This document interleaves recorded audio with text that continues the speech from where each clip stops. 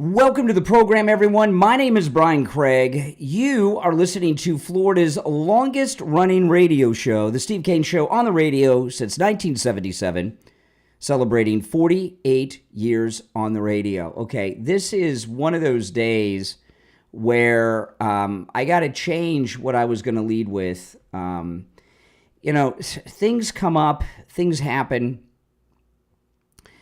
And we've got a lot that we're going to cover today. And what I'm going to talk about in a few minutes is, of course, President Trump's Iran war plans, which are absolutely just amazing. And I'm going to cover that in a few minutes.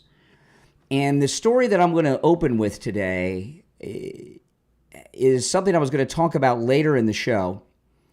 But the more I think about it, this is what I'm going to lead with today, and it involves Candace Owens.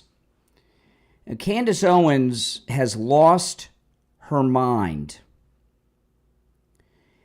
and she, on her program, she, I guess, was answering the question of one of her have freedom of speech. However, that doesn't mean you have total freedom of speech, which is often misunderstood by stupid people who think like children.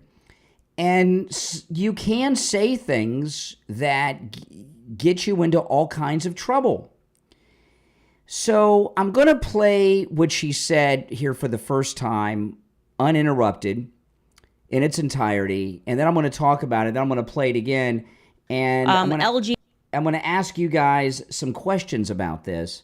And I'd like to hear your thoughts at 1-888-465-2631.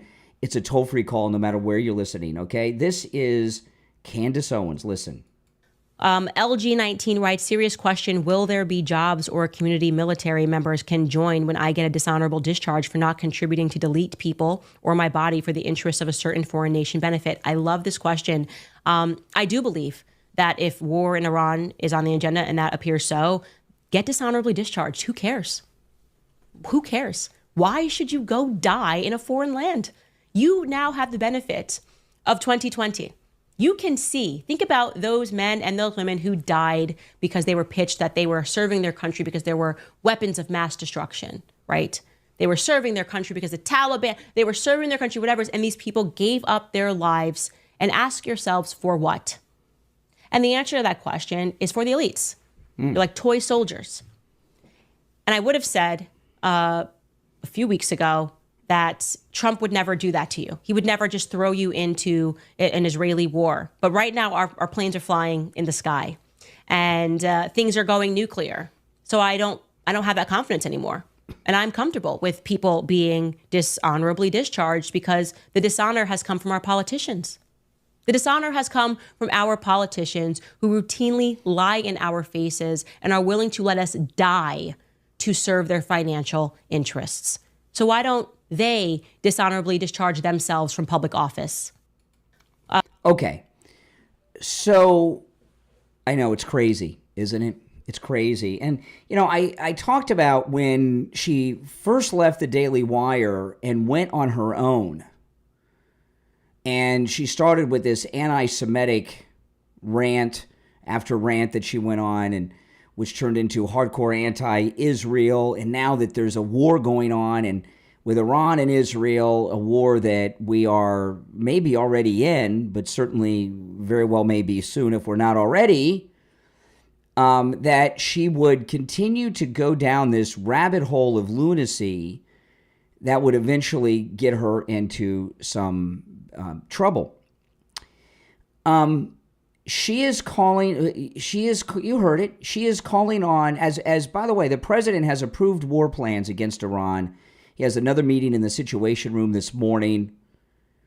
He's had at least 2 a day the last few days in the Situation Room, a cocaine-free Situation Room, unlike the previous administration. She is calling for a military coup against the President of the United States, the Commander-in-Chief. In fact, maybe a coup, is it an uprising of the military she's calling for? Is a coup and an uprising the same thing in this instance? She's calling for a mutiny She's calling for a mutiny of the military. She's calling for a coup in the military. She's calling for an uprising in the military on the eve of war in the Middle East with Iran. So getting dishonorably discharged, I know there's a lot of things that one can do to get themselves dishonorably discharged, but if you are in the military and you take this lunatic Candace Owens advice and get yourself dishonorably discharged, I mean, think about what she's asking people to do here. She's asking people in the military, all of our branches, to stand up and oppose the commander-in-chief. If you're in the military and you stand up and oppose the commander-in-chief, have you not committed treason? I'm not a lawyer, and I certainly am not a military lawyer, but if anybody has any opinions or if you have some actual knowledge on such things, I'd like to hear from you. Also, your personal opinions on what Candace Owens is doing here certainly is welcome. But if you are getting yourself dishonorably discharged on purpose, she's asking people not just to rise up against the military, but to commit an act that would cause them to lose all veterans benefits that they've earned or are earning for the rest of their lives. And getting dishonorably discharged, how would you do that? How would you get yourself dishonorably discharged? And I know there's a long list of things I'm sure that can get someone dishonorably discharged. Are most of them criminal? Are there things you can get dishonorably discharged for that are not a crime? And if you're in the military and you're getting yourself dishonorably discharged on purpose, the very act of getting discharged dishonorably on purpose has got to be a separate crime in itself, on top of whatever you're doing that is dishonorable and results in the original discharge. What is she doing here? Is she encouraging members of the military, Candace Owens, to commit treason? Is what Candace Owens is saying here, is this treason in itself as well? Now, during Vietnam, liberals had all kinds of crazy things. Draft dodging, right? Fragging.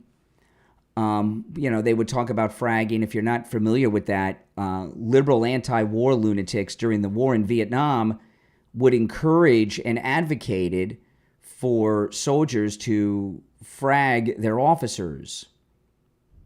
Look it up. It's insane.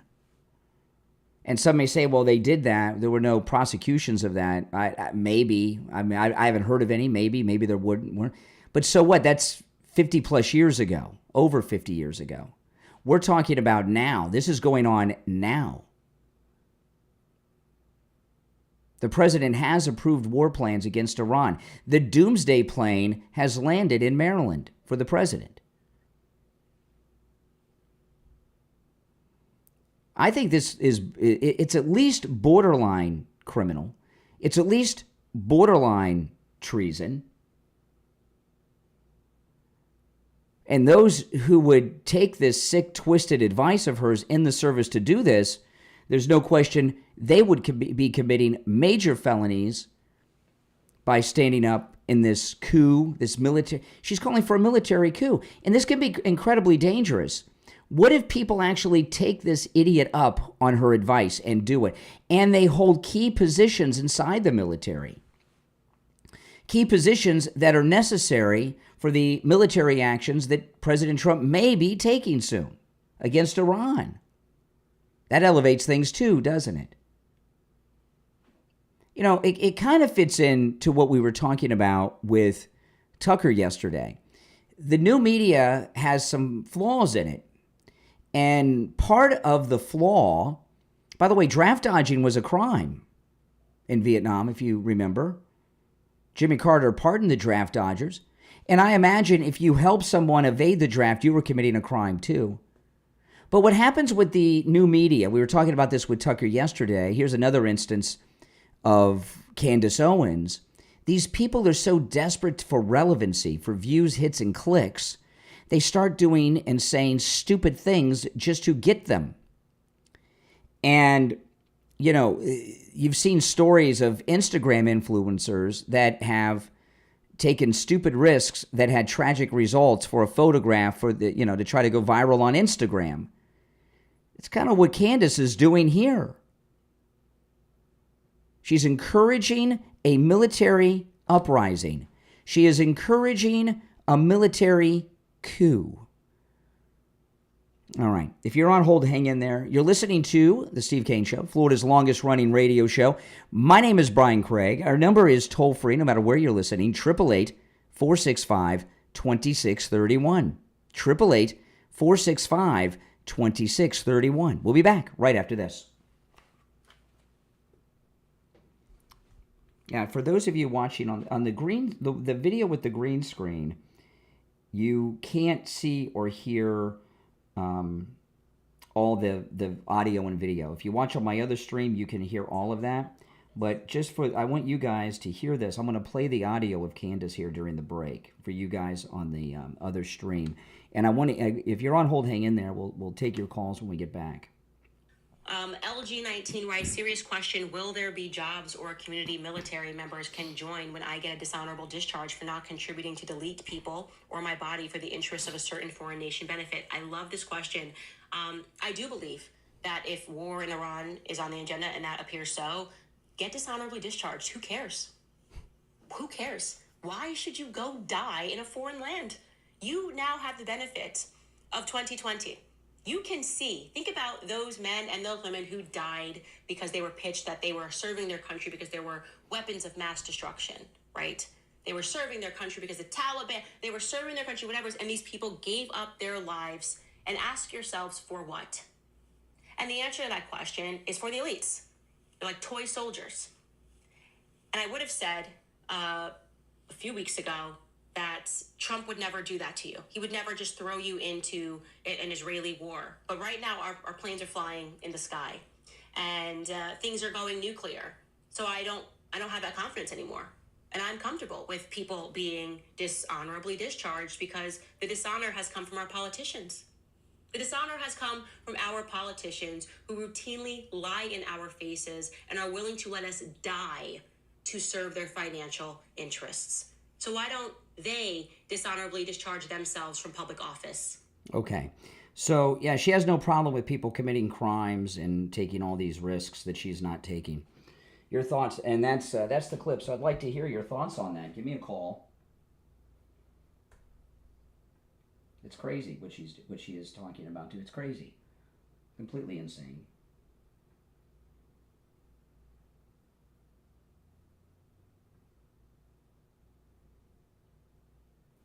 Yeah.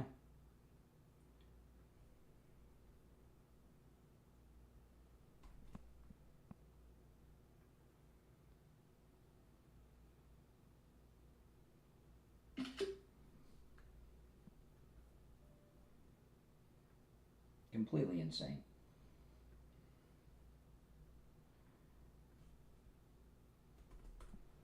If you're on hold, hang in there.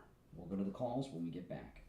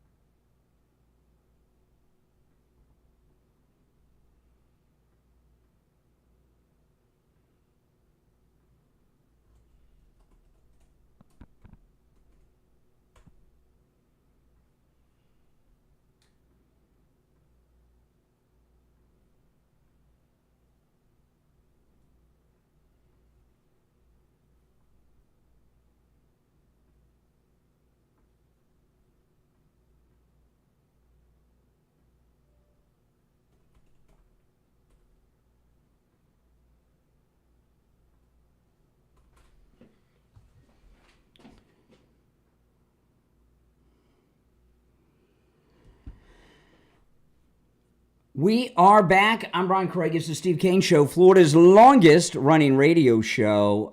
What Candace Owens has done here is insane. Let's take some of these calls. I'm in shock, and it takes a lot to shock me. Here we go. You're on the air. What's your name? Where are you calling from? Yes, I'm Don from Pompano. Hey, Don. Yes, I would just like to say a few things. Number one, that Candace Owens has a great following, number one, and that the point she made is very simple. Why should people lay down their lives for a country that consistently lies to them? And if you want to and take your family over there to fight and put your money where your mouth is, go ahead and do it. Okay. Nobody's going to stop. Now slow down. I'm surprised. Slow down. No, slow down. Don't lose your. David. Hold on for a second. Hold on to your Rabbi David point. And I'm really surprised to hear you talk this way, because I know a lot of people in Pompano, and they're usually a lot smarter than you are. But it's true. Here's the thing. Once you have enlisted in the military, you have given up your right to dissent. You have given up your right to protest. Why don't you enlist? You and your whole family. If you put your money where your mouth is, you're saying you're so behind Trump. Go ahead and do it too. No. First off, take the place of the people who may want to change this is what I mean. This is what I mean about. Excuse me. This is what I mean by stupidity. Okay, people don't join the military. Yeah, you can call me stupid, but nobody on the air thinks I'm stupid.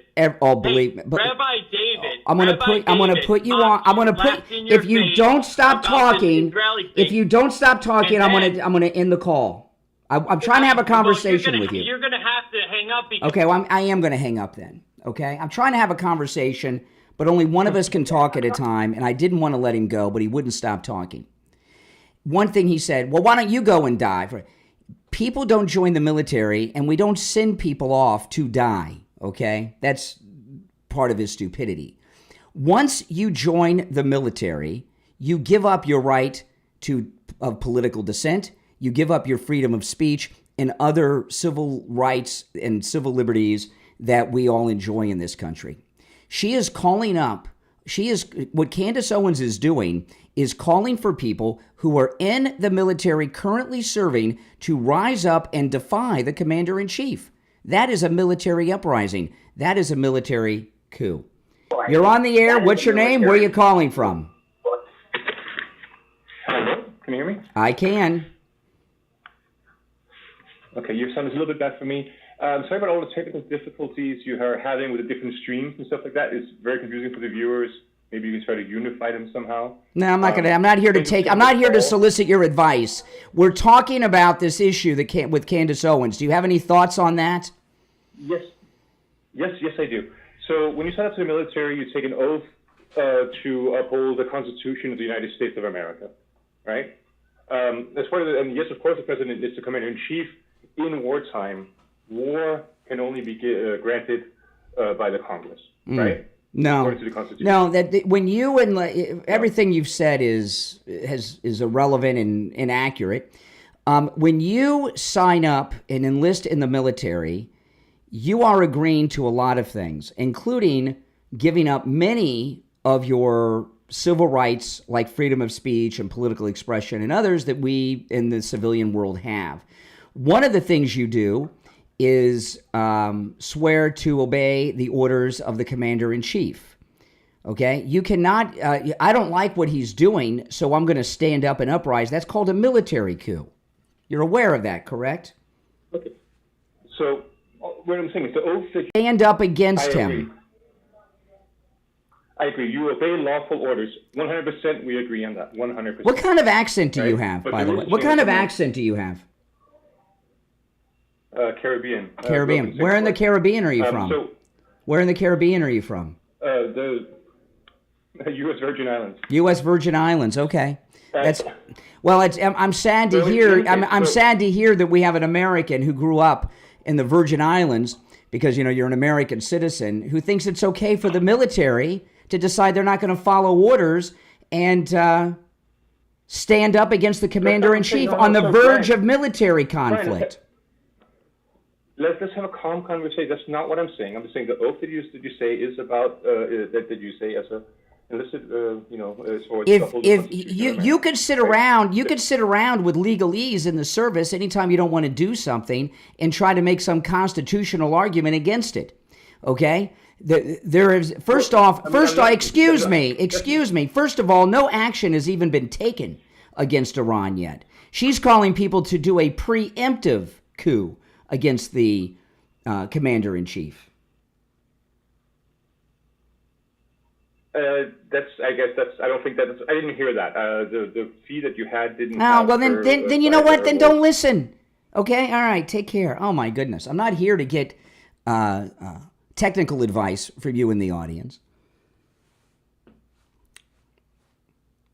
You're on the air. What's your name? Where are you calling from? Hey, Jeff from Maine, Brian. Hey, Jeff. Hey, she didn't say to overthrow the government. She said they should step down. So she did not call for the unlawful removals she of called. a No, coup. Jeff, I'm sorry. Please. Hold on. No. Hold on. She called for people to get dishonorably discharged on purpose. Okay, And that's not a coup. That's really those people. Remember, Ali, Cassius Clay did that. They threw him in prison, and he got a. No, I believe he didn't get dishonorable discharge. No, he got a bad conduct by the way, discharge. Cassius Clay went on to become Muhammad Ali. Okay, Muhammad Ali was sent a draft notice and refused to show up, and he did jail time for that. Correct. He was not in the service. Yes. He didn't show up for his draft notice, and they put him in jail. I can't remember for how long.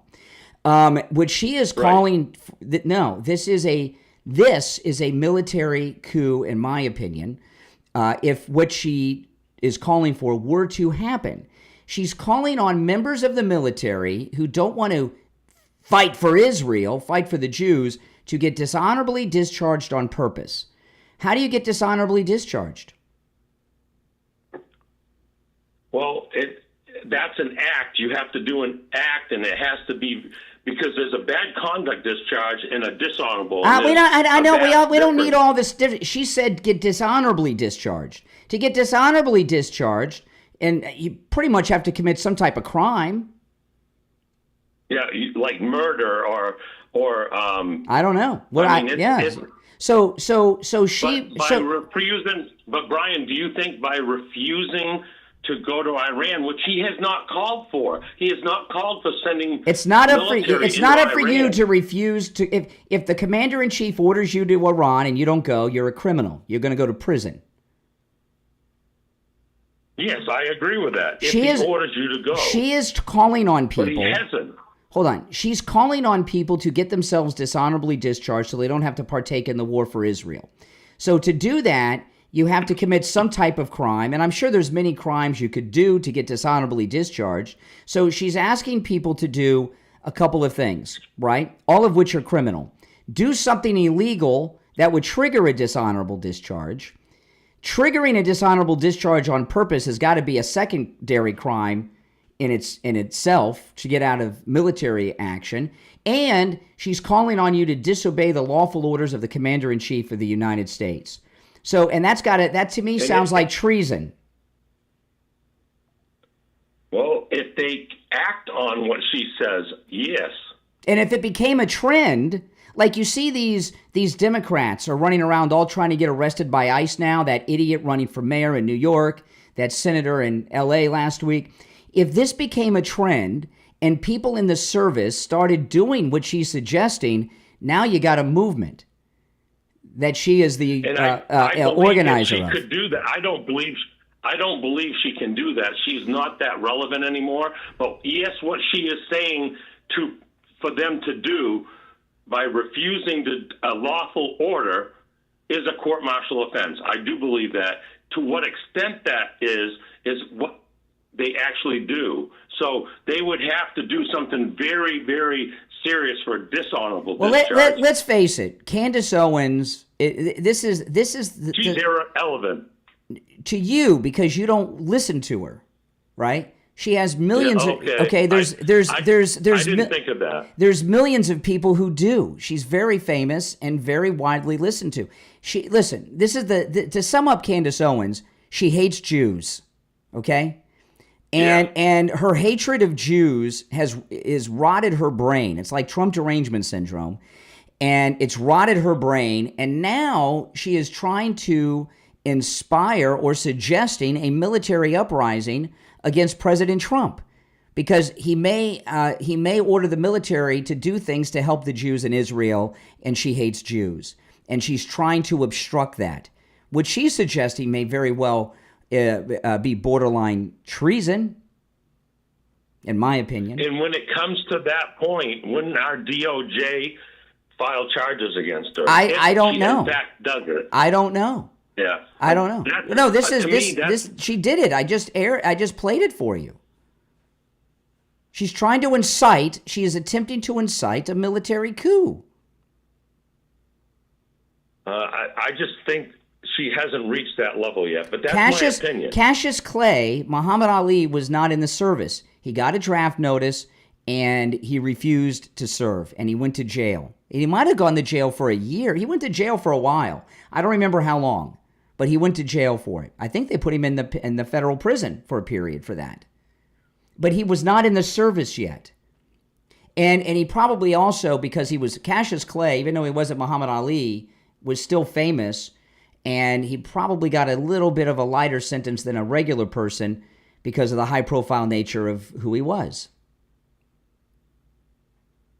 But I agree with you, Brian, that once you raise your hand to the oath, that you have to follow all lawful orders, because sometimes somebody could give you an unlawful order, and you can refuse that. It's not up to you to sit around and declare yourself a lawyer and analyze the orders of the chain of command like that. That's not your role.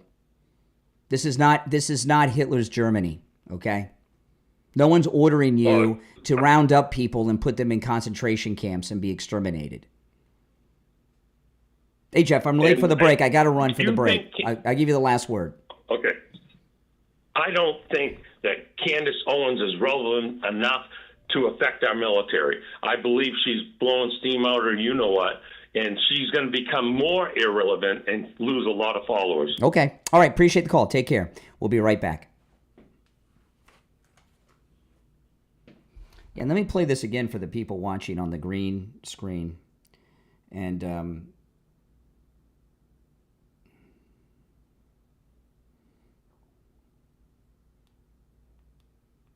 honorably discharge themselves from public. Let me rewind. LG19 writes, serious question, will there be jobs or community military members can join when I get a dishonorable discharge for not contributing to delete people or my body for the interests of a certain foreign nation benefit? I love this question. I do believe that if war in Iran is on the agenda, and that appears so, get dishonorably discharged. Who cares? Who cares? Why should you go die in a foreign land? You now have the benefit of 2020.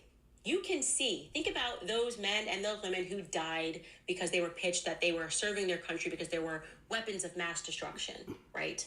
They were serving their country because the Taliban, they were serving their country, whatever, and these people gave up their lives. And ask yourselves, for what? And the answer to that question is for the elites. They're like toy soldiers. And I would have said a few weeks ago that Trump would never do that to you. He would never just throw you into an Israeli war. But right now, our planes are flying in the sky, and things are going nuclear. So I don't have that confidence anymore, and I'm comfortable with people being dishonorably discharged. Nice of her to be comfortable with people committing crimes, maybe going to prison, losing all their veterans' benefits. I'm glad she's comfortable with people taking such a risk.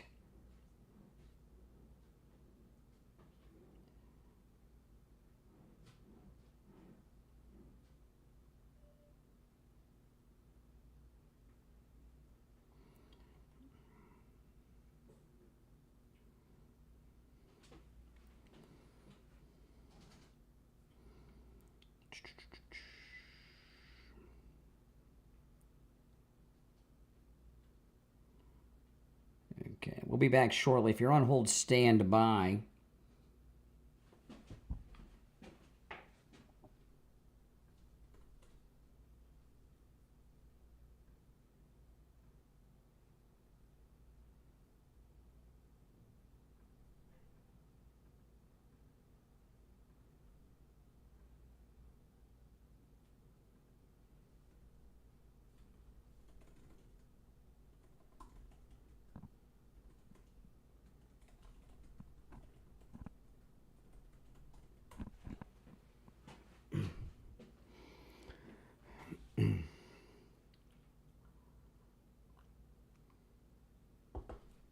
Mm-hmm.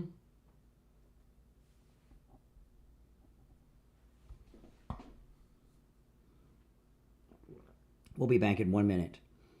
Less than a minute.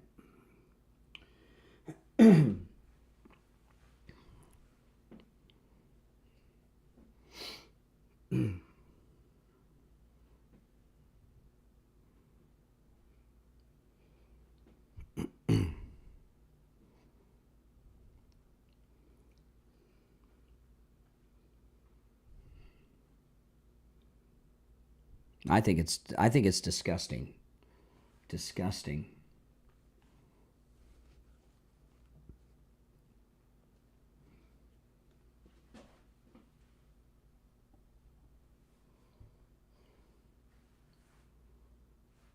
We are back. I'm Brian Craig. Yeah, I think it's disgusting. What she is doing is disgusting. I looked up, by the way, during the break, what do you have to do to get dishonorably discharged from the military, which is what she's encouraging people to do, right? A dishonorable discharge, the most severe type of military discharge, is typically received after a conviction by a general court-martial for serious offenses. These offenses often include crimes like desertion, sexual assault, murder, treason, or espionage. It's a punitive discharge, not an administrative one, and is reserved for the most serious misconduct. That's what she's asking people to do. You're on the air. What's your name? Where are you calling from? You're on the air. Once, twice. All right, you lost your chance. Now, the rest of you on hold, stand by. See, I want to talk about this a little bit longer, then I want to get into a couple of other issues. And for those that are just tuning in and missed it, this is what Candace Owens said. LG19 writes, serious question, will there be jobs or community military members can join when I get a dishonorable discharge for not contributing to delete people or my body for the interests of a certain foreign nation benefit? I love this question. I do believe that if war in Iran is on the agenda, and that appears so, get dishonorably discharged. Who cares? Who cares, right? Get yourself put in military prison, lose all your military benefits forever. Who cares? Wow, what a nice person she is. Get dishonorably discharged. Who cares? Who cares? Why should you go die in a foreign land? You now have the because you enlisted in the military. Benefit of 2020. You can see, think about those men and those women who died because they were pitched that they were serving their country because there were weapons of mass destruction, right? They were serving their country because the Taliban, they were serving their country, whatever, and these people gave up their lives. And ask yourselves, for what? And the answer to that question is for the elites. They're like toy soldiers. And I would have said a few weeks ago that Trump would never do that to you. He would never just throw you into an Israeli war. But right now, our planes are flying in the sky, and things are going nuclear.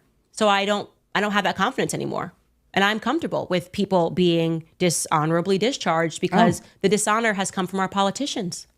The dishonor has come from our politicians who routinely lie in our faces and are willing to let us die to serve their financial interests. So why don't they dishonorably discharge themselves from public office? Okay, wow.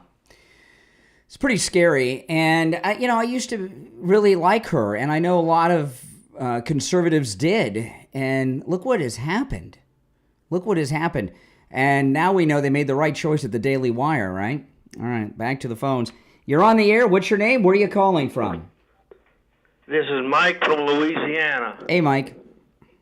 You know, what Candace Owens is doing at the very least is sedition, and that is punishable by 20 years in prison and a very hefty fine.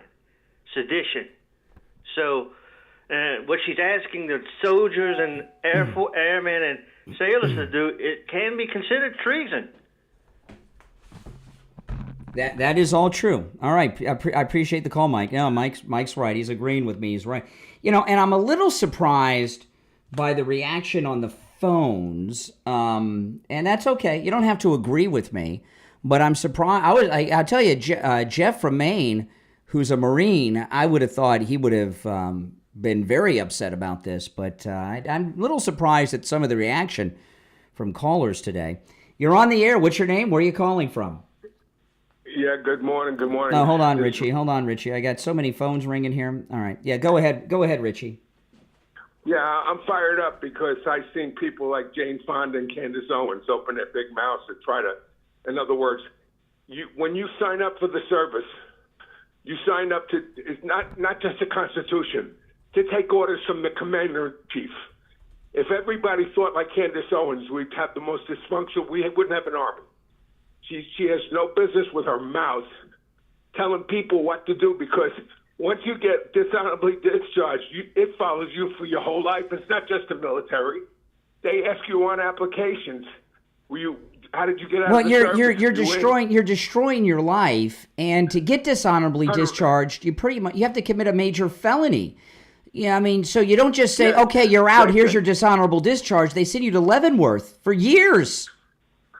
And Muhammad Ali, by the way, was a conscientious objector, and he turned to becoming a Muslim only just when he got the draft notice.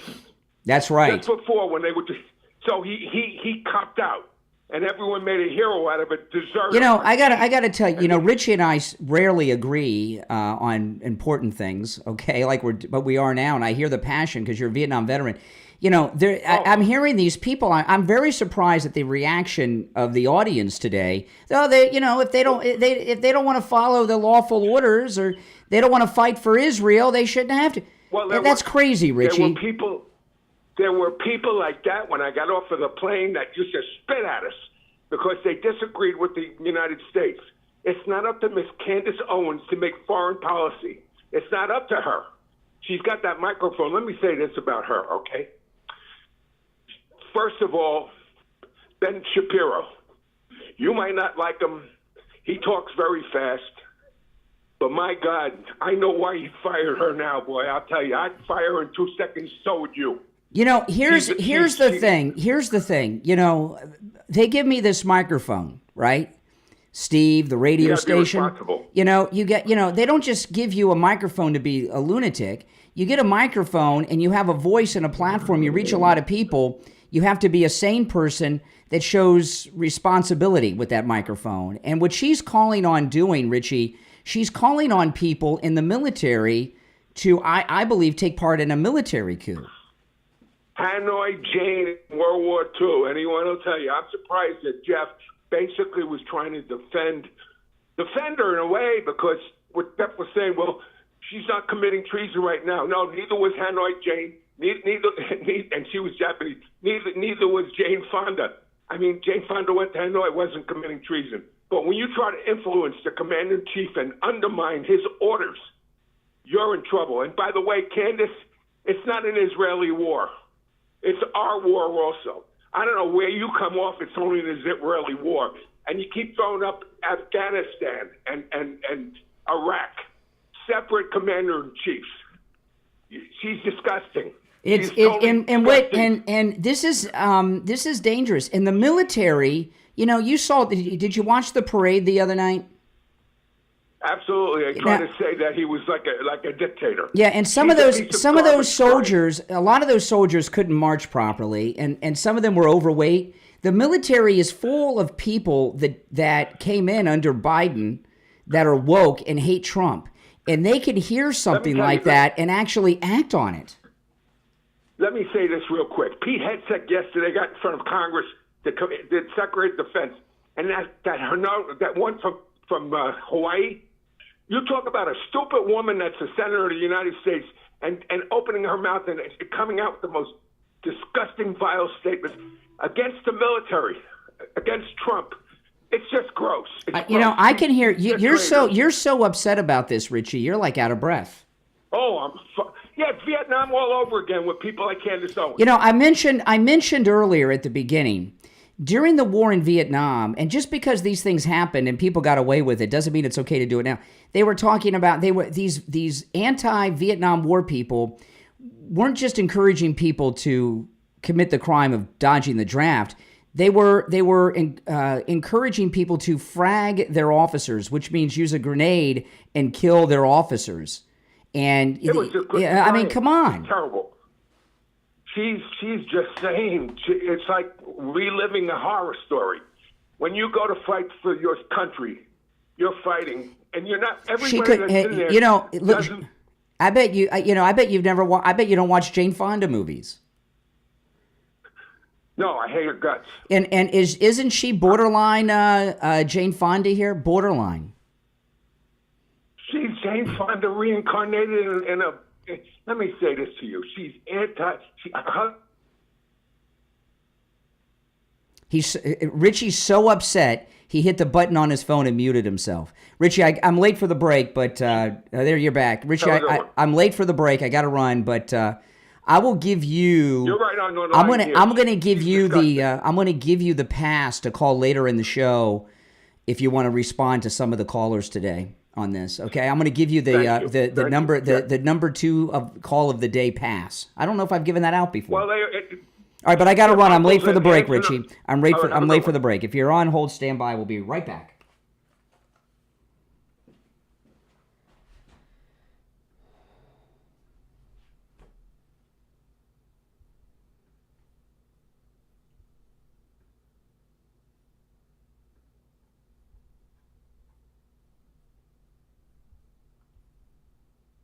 If you're on hold, hang in there.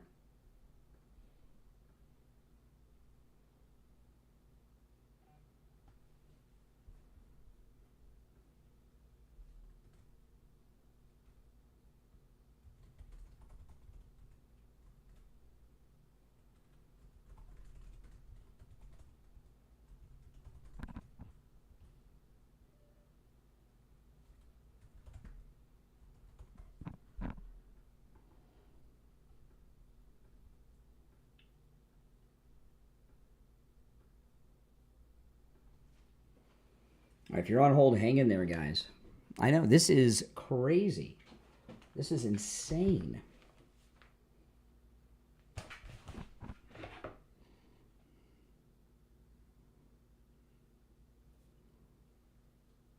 We'll be back shortly.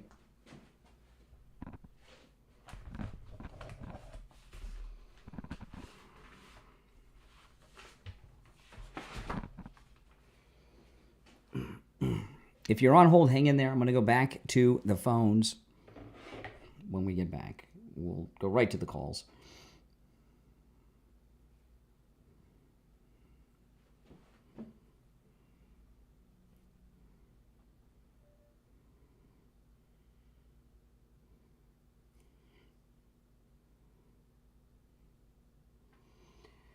If you're on hold, stand by.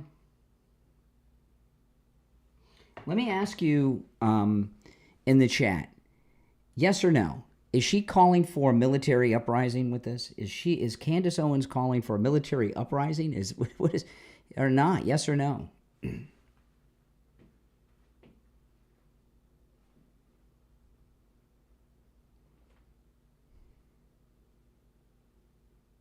Oh yeah, I agree with Richie. You could hear he was out of breath. He was so upset.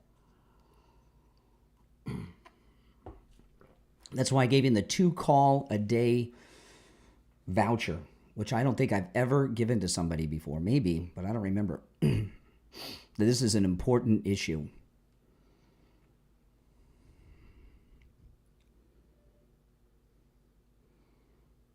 I think Jeff from Maine will agree with Richie and me.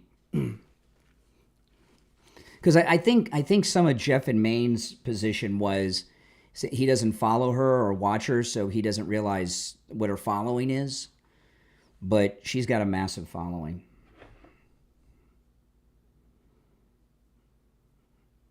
Okay, less than 30 seconds. This matters. The military rising up against President Trump. When we're on the verge of a military conflict, it matters. If you want to call in, the toll-free number is pinned in the chat.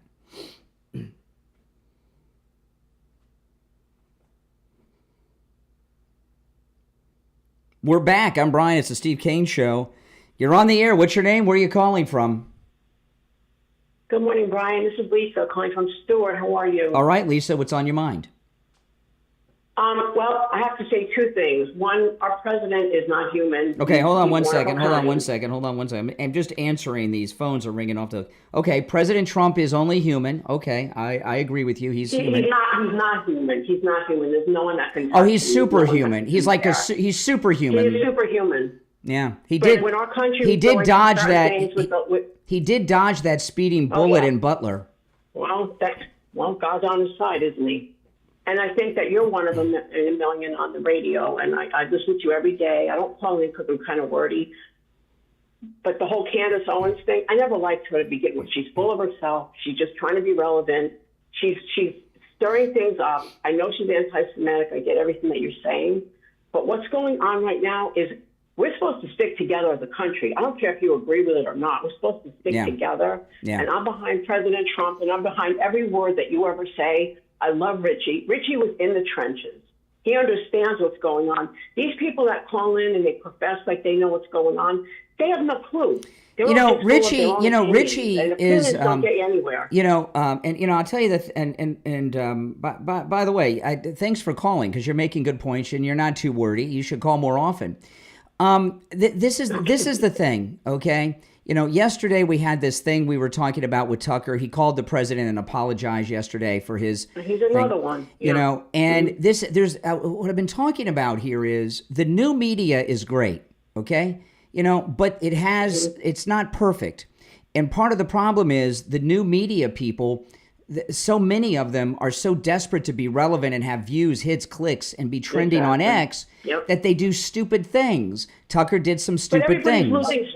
Everybody's losing sight of what the real reason is. We almost lost our country. I was freaking out for 2 decades over what was going on, and you kept me sane. You really did. You and a couple other people are all I listen to these days because you keep me sane. Your words are spot on to the point where you're like, I'm addicted to Trump and I'm addicted to you because I need that sanity in my life. And the people that call in, I get a kick out of certain people. We won't go through the names right now, but some people you let call in that are the constant callers that are liberal, and you just educate. You're such an educator. You're very, very different from anyone else I've ever listened to. But back to the Candace Owens thing, like I said, she's always gotten on my nerves. She's annoying. She's always full of herself, and I never really listened to her. I tried to read between the lines when she first started out with Charlie Kirk or what have you. That didn't last very long, but she's just still spewing and creating division and she wants a little following, I guess. Well, she has a big following. She has a big following, and she reaches millions of people every week. And it's important. I was not going to lead with this story. Okay, I had some other things I was going to lead with, and then right before, and I knew about this story hours before I went on the air, and I was going to talk about it. Mm-hmm. But the more I was thinking about it, I had to lead with this story because because it's major. Listen, because of what she's doing. What President Trump is doing with Iran. I'm going to talk about this later. His war plan is the most brilliant war plan ever devised by the United States of America, and I was going to lead with that today. And I'm going. It is, isn't it? But there's we have a sickness in this country other than Trump derangement syndrome. There are people who are going around calling themselves conservatives that are doing some very bad things, like Tucker was doing. And the military is filled with people that are wokesters that enlisted during Biden's term, and they could take her advice. Well, they'll have to deal with the consequences, won't they? Well, that's right. And, I just have to say one more thing, because right before Trump decided to run, and I was praying for divine intervention. I swear those are the words I said. We need to get back to basics. We need to get back to old-fashioned values. And then when he decided he was going to run, I'll never forget where I was working, and I said to everybody, "This is divine intervention." That's exactly what it is. Do you remember? Do you remember where you were when they shot the president in Butler?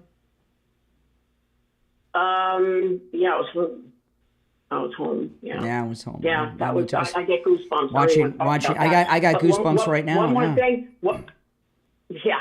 And also, I started because I love him so much, and I just, for some reason, went back to watching The Apprentice. I'm addicted. To think about his thought process, the way he treats people, he's just kind. He just, the way his mind just works like, it's unbelievable. And your mind is, I don't want to compare it because I don't think there's anybody comparable to him. No. But you're so well thought out. You're so well thought out. And you think of things on 16 different levels that most people don't think that way, and that's why. Well, I That's why the appreciate that. country's the way it is. I appreciate. All right. Well, listen. Call again. Yeah. Take Every care word, from. You said you're I calling sure from will. Take MAGA care. Martin County. All right. Take care. All right. You're on the air. What's your name? Where are you calling from? Good morning, Conservative Doug. Hey, Doug. You know, first I just got to tell you something quick. I looked into this idea that America is not supposed to take out any foreign leaders. We don't assassinate anybody. Well, it turns out there's no law. It's just a presidential executive order from Clinton that signed that. So if President Trump wants to take out this guy one way or the other, he can certainly do what he wants to do. Well, I don't know. Anyway, I hope you're right. I don't know, but okay. Yeah. I look at it. Anyway, Candace Owens and everybody. I don't mind. You want to say something that's you don't like the war is one thing, but a whole other thing to turn around and say the military should rise up. They should rise up and get themselves dishonorably man, discharged.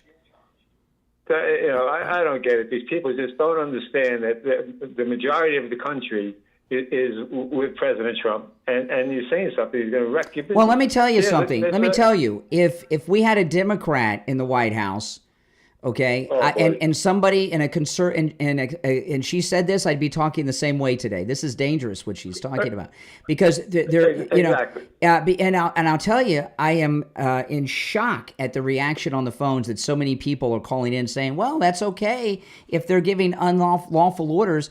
You know, this is not the Nuremberg trial here, okay? This is the whole nother situation. All right, it's good to hear from you, Doug. And by the way, I appreciate you staggering your calls at different times. It has not gone unnoticed. You got it. All right, take care. I told Doug a couple weeks ago, I love his calls, but he can't call in at the same time every day. So he's been staggering his calls at different times.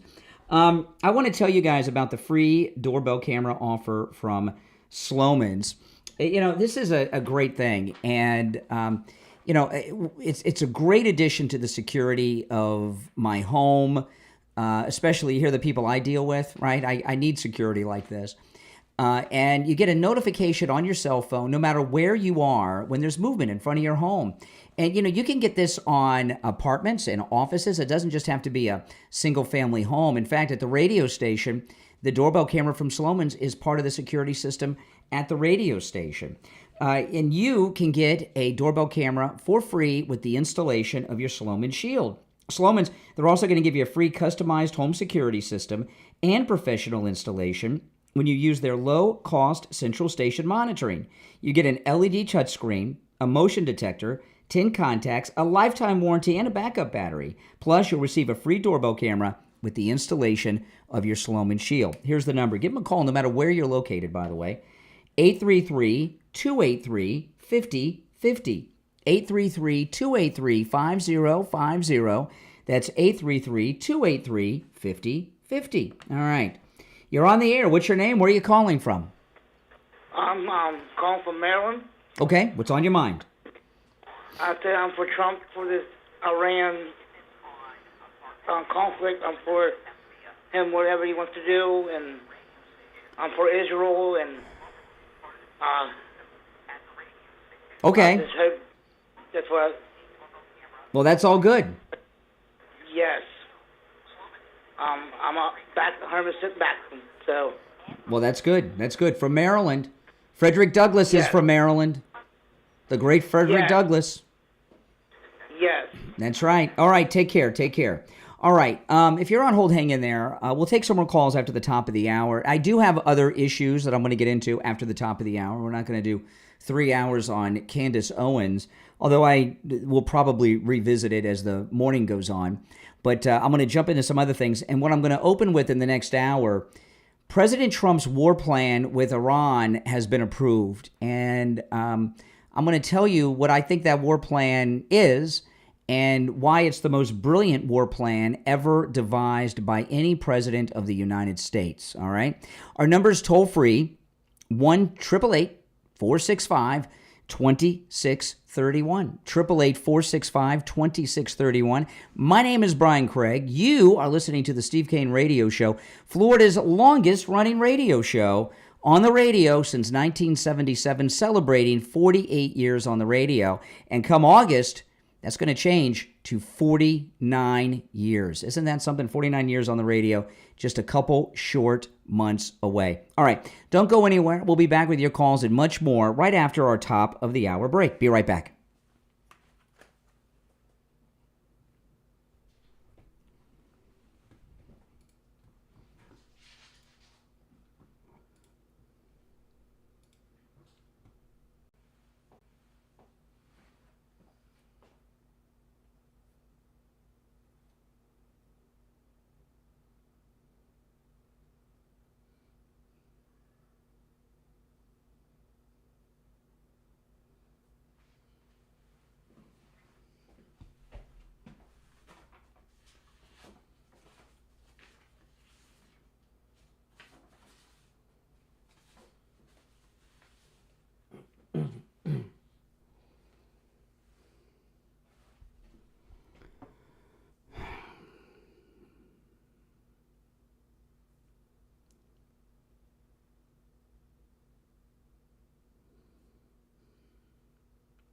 We'll be back in about 1 minute, guys.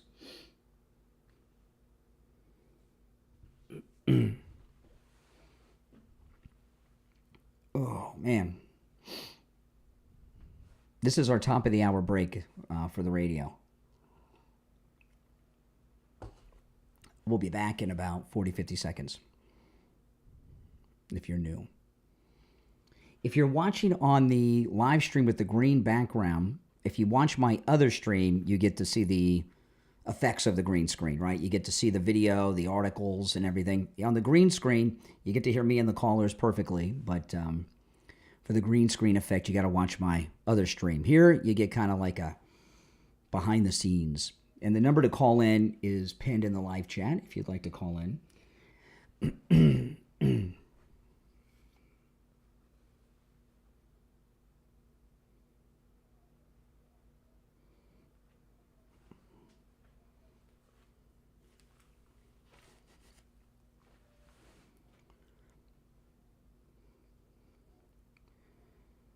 Welcome back, everyone. Hour number 2 has begun. That first hour was like a blink.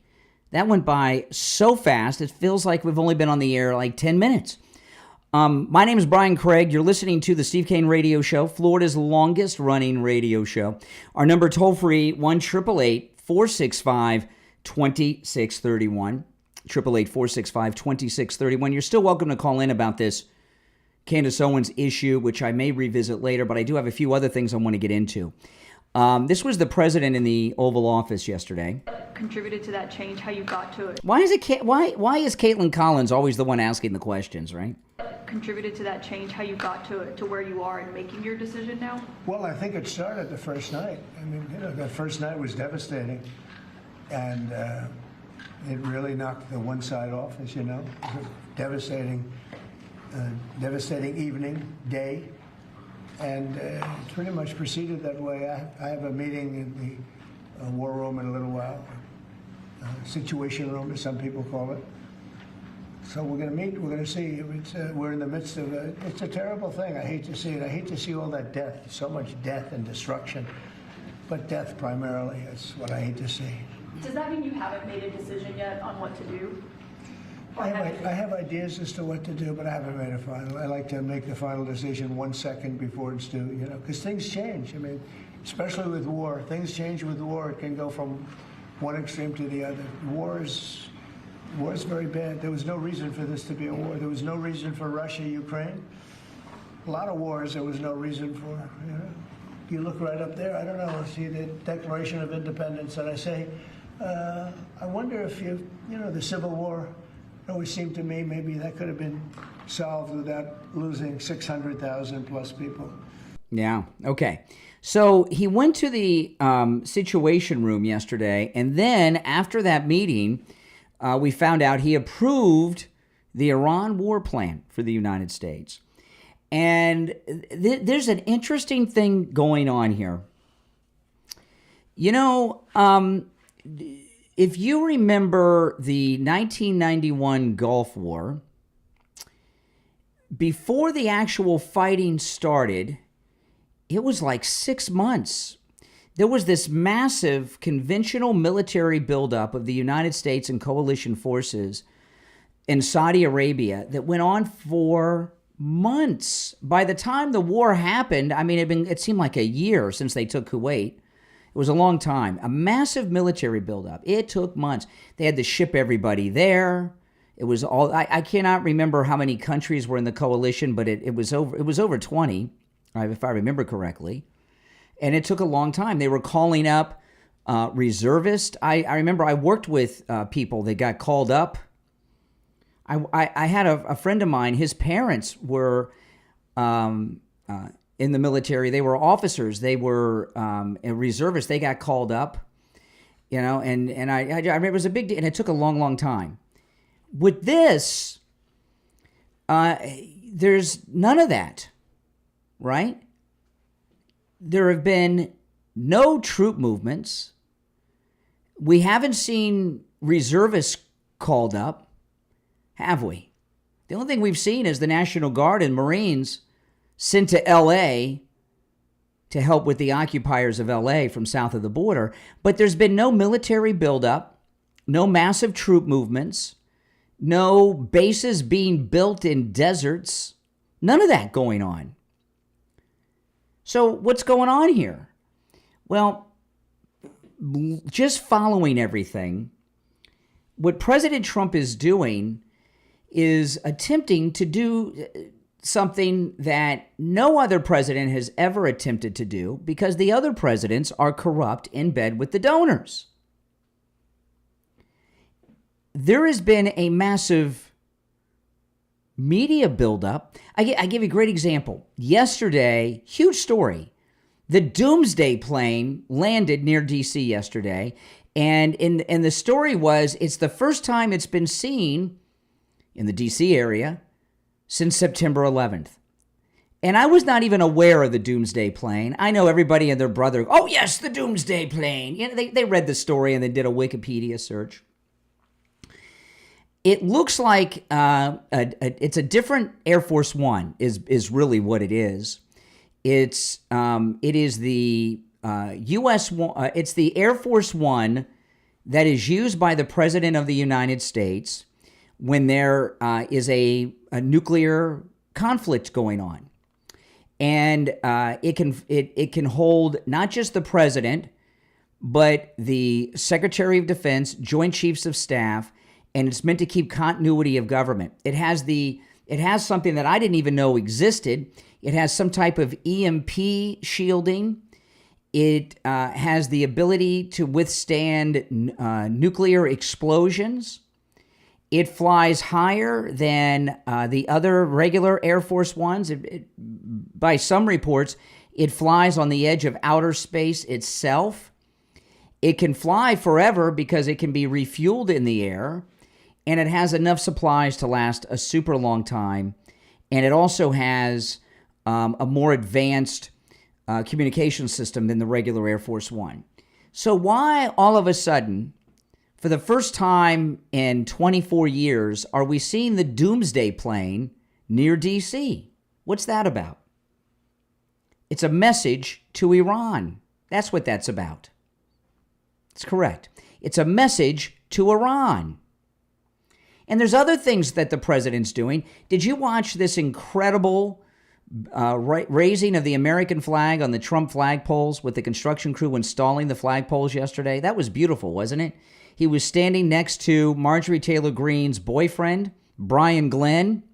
So anyone out there who thinks that Marjorie Taylor Greene is on the outs with the president, her boyfriend, Brian Glenn, was standing next to the president, and you could tell they're best buds, by the way. President Trump was interacting with him. So Marjorie Taylor Greene's cool. She's in the loop. Don't worry. But he was talking about Iran quite a bit there. And he said they called him and they wanted to meet. And he said, it's a little late. It's too late. Day before yesterday, we got the stories that the B-1 bombers are on the ground, fueled, and the ones that have nuclear bombing capability also have been loaded with the bunker bombs, the biggest ones in existence that are so big Israel does not have a plane that can drop them, only we do.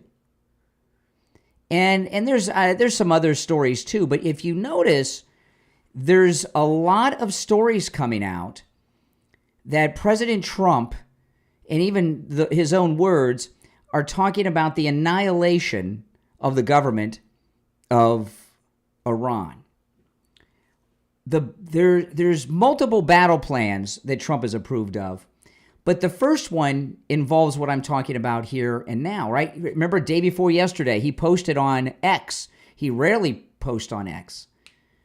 He does everything through Truth Social mostly, but he put it on X because he wanted to make sure the Ayatollah Khomeini saw it, because he's vocal on X and active on X. Unconditional surrender, right? So there's been a few things. So what President Trump is doing is his first war plan is to win the war without firing a shot, without dropping a bomb, without doing anything. And we know that Iran has been hit much harder than it would appear watching online and on television by these initial Israeli strikes. And we've got the bunker bombers and the doomsday plane and everything standing by. What President Trump is trying to do is cause a coup inside Iran of people in the military or in leadership that don't want to die. And there was a story yesterday afternoon that said 2 Israeli senior government planes landed. They flew from Iran to, was it Qatar? Where did they fly yesterday? Wherever they were having the Iranian American negotiations. Was it Qatar, Oman? I can't remember exactly which one of those Middle Eastern places it went, but it went there because they were desperate. Someone, we don't know who was on those planes. Was it defectors? Did we have 2 planes? Qatar, it was in Qatar. They flew to the site where the nuclear negotiations were happening, looking for Americans to talk to. What was that about? Were those defectors from Iran? Because we haven't heard anything about that. It was reported everywhere that the Iranian planes landed in Qatar, but they didn't tell us who was on them and who they met with and what they did there.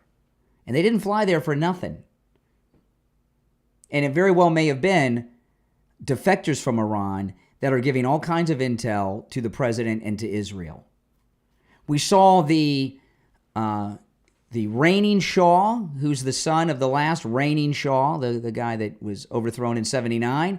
He sent a message out to the people of Iran. I've never seen this guy before, and I saw it. It was translated, and he's talking about, the way he's talking, he's king of Iran again in power. So what President Trump is doing is utilizing one of the things that he's best at, and that's marketing. PR is marketing. He has a PR campaign going on right now to try to win a war without actual fighting going on. Isn't that something? And like I say, you don't see any mobilization of troops or Marines or anything. Now, I got to tell you guys, this is going to be here and over before you know it. So you want to take advantage of this. I'm talking about this incredible 4th of July special going on at Coastal Weight Loss Secret. Now, you guys know my amazing story. I've lost over 35 pounds with Coastal Weight Loss Secret. And you can see, those of you who watch me on YouTube, you can see it. I've lost a lot of weight. And those of you that were with us on Inauguration Day at our inauguration event at Wings Plus, I've seen some of those photographs. And my face was round. Now I've got my chin back. I've got my jaw back. I got my neck back. It's amazing. And by the way, I've got a flat stomach. I mean, this is like, I got the body I had back in 95, 94 again. It's nice. Thanks to Coastal Weight Loss Secret.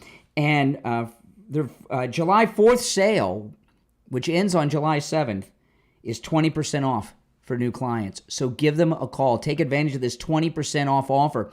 And, we've had listeners from all over America call Coastal Weight Loss Secret. So no matter where you're located, you can take advantage of what they have to offer and this incredible special. Here, give them a call. When you call, make sure you tell them you heard about them on the True Oldies channel. 561-247-6300. 561-247-6300. And online, coastalweightlossecret.com. Call us on hold, stand by. We'll be right back.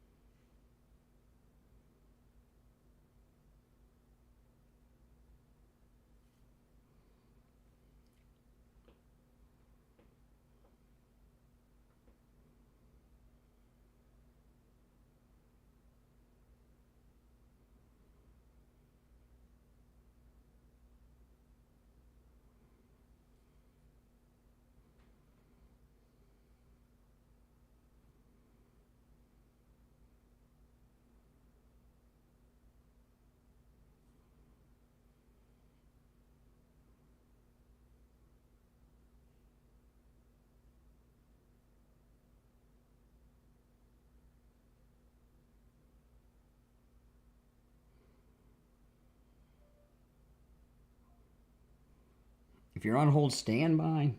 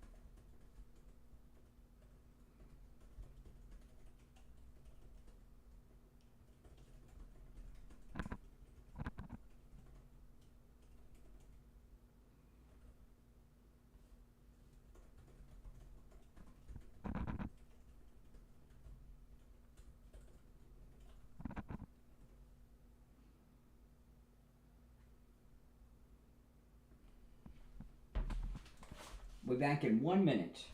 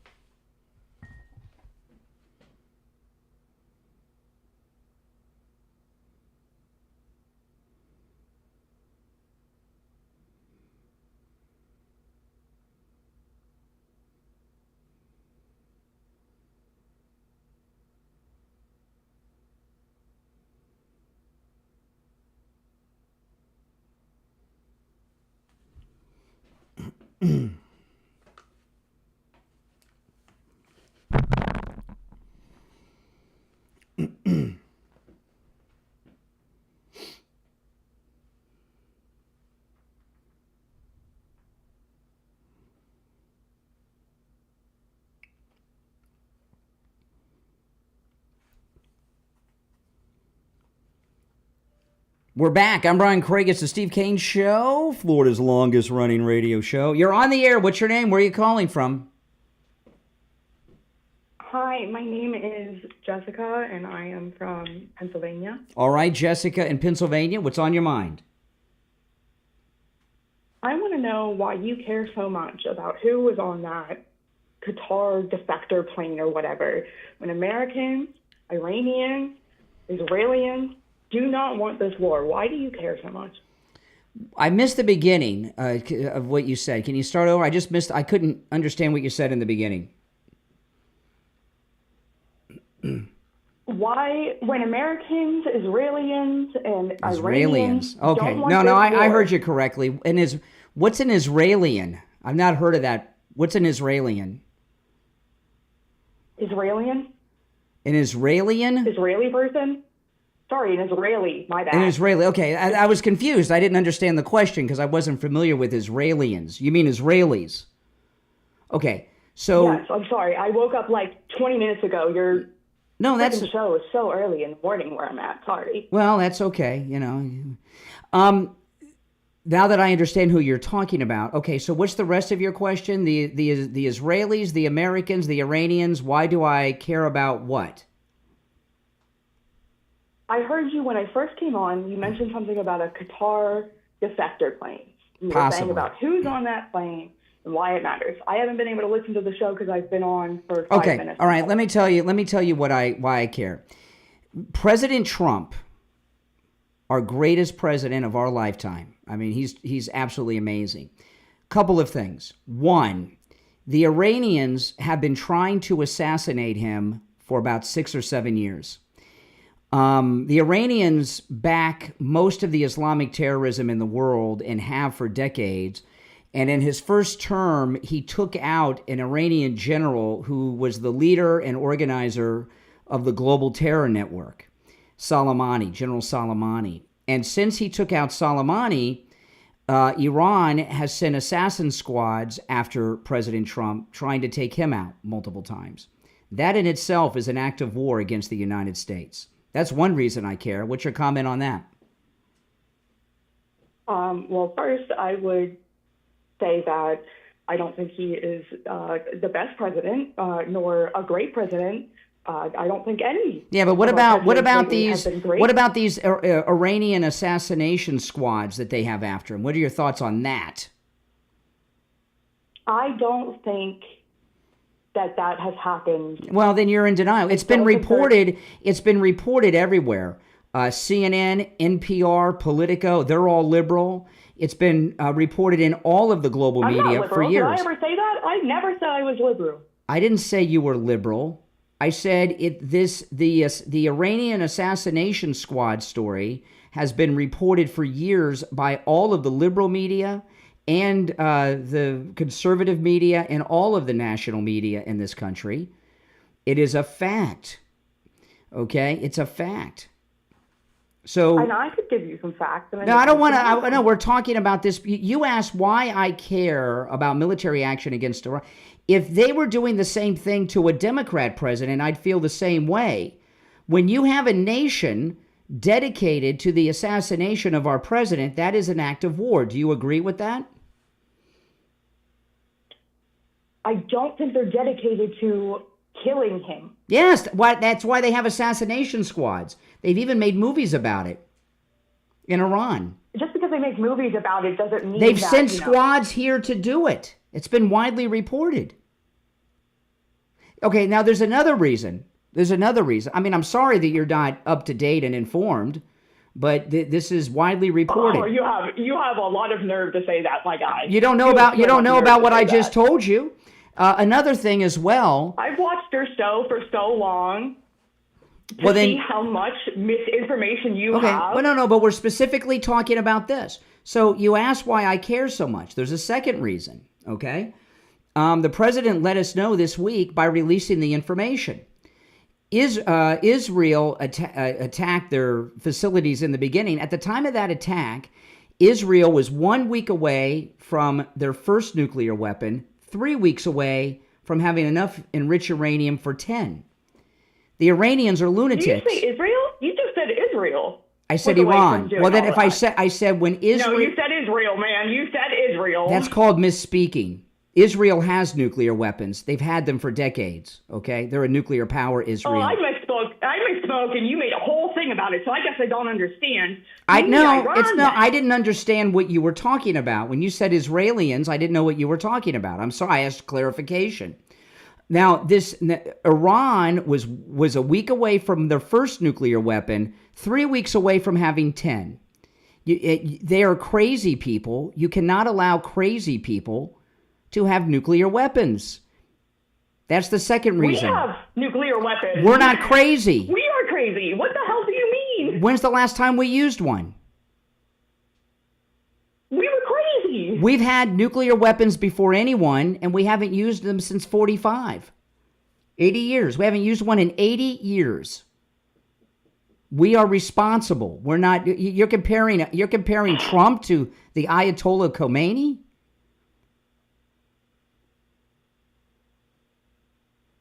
You mentioned that this is like terrorism and stuff, right? That Iran is doing, right? Yes. They're a terrorist nation, correct. You don't think that Israel is a terrorist nation for, quote, preemptively, unquote, striking a nation without being... Israel is restrained. Israel has hundreds of nuclear weapons. They've never used them. They could. They don't use them. So no, Israel is restrained in what they do, or they would have nuked Iran 20 years ago. That's not true. If you go 30 years back, you can watch Netanyahu say every single time that Iran has multiple nukes, they could have 3, they could have 10. No, he never said they had multiple nukes. He never.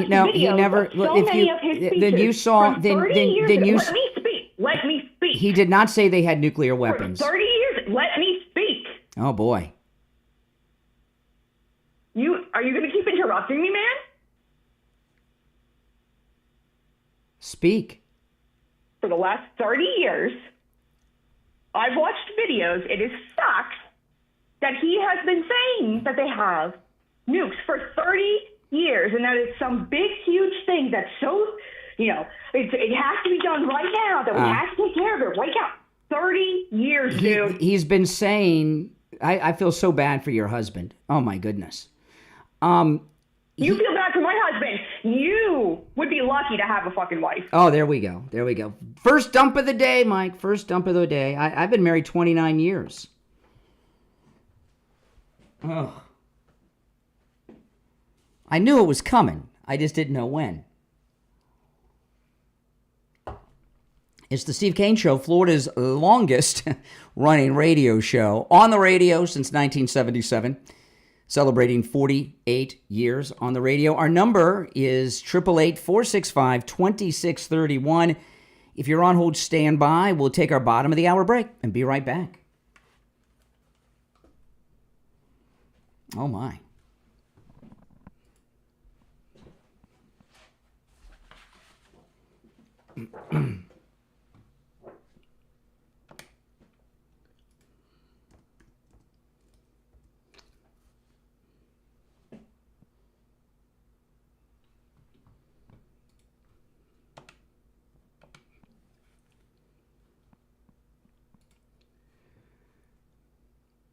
Now, I want to talk to those of you who have Medicare or you'll be turning 65 soon. Listen up. We got a new sponsor we want to tell you about. They're going to help you, and it's not going to cost you a dime. Now, if you're on Medicare or you're about to turn 65 and you're looking into Medicare, it's pretty confusing, right? There's so much stuff online.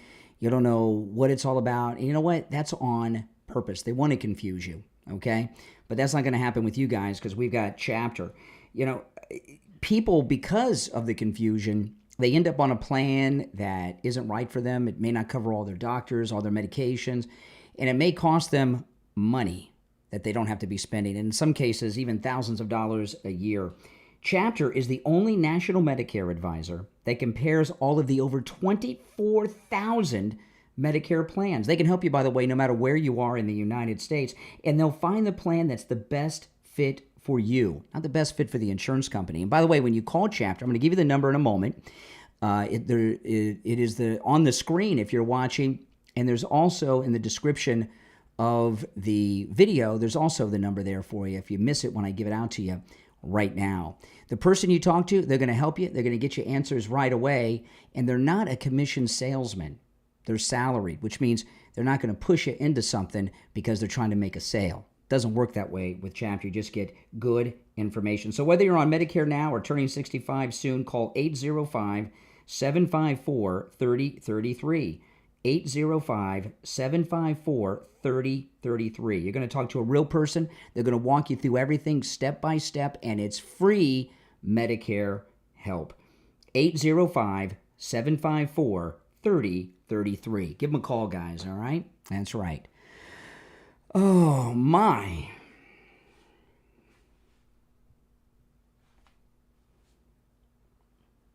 Okay, we'll be back shortly. About 1 minute. If you're on hold, stand by. No, she was incorrect. He hasn't said they've had it. He's said they've been developing it. Having and developing are different things. Now, she very well may be one of the people on hold, so she may call back.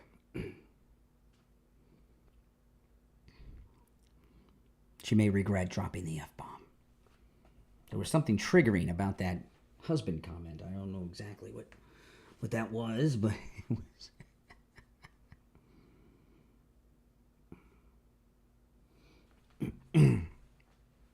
If you're new, make sure you subscribe.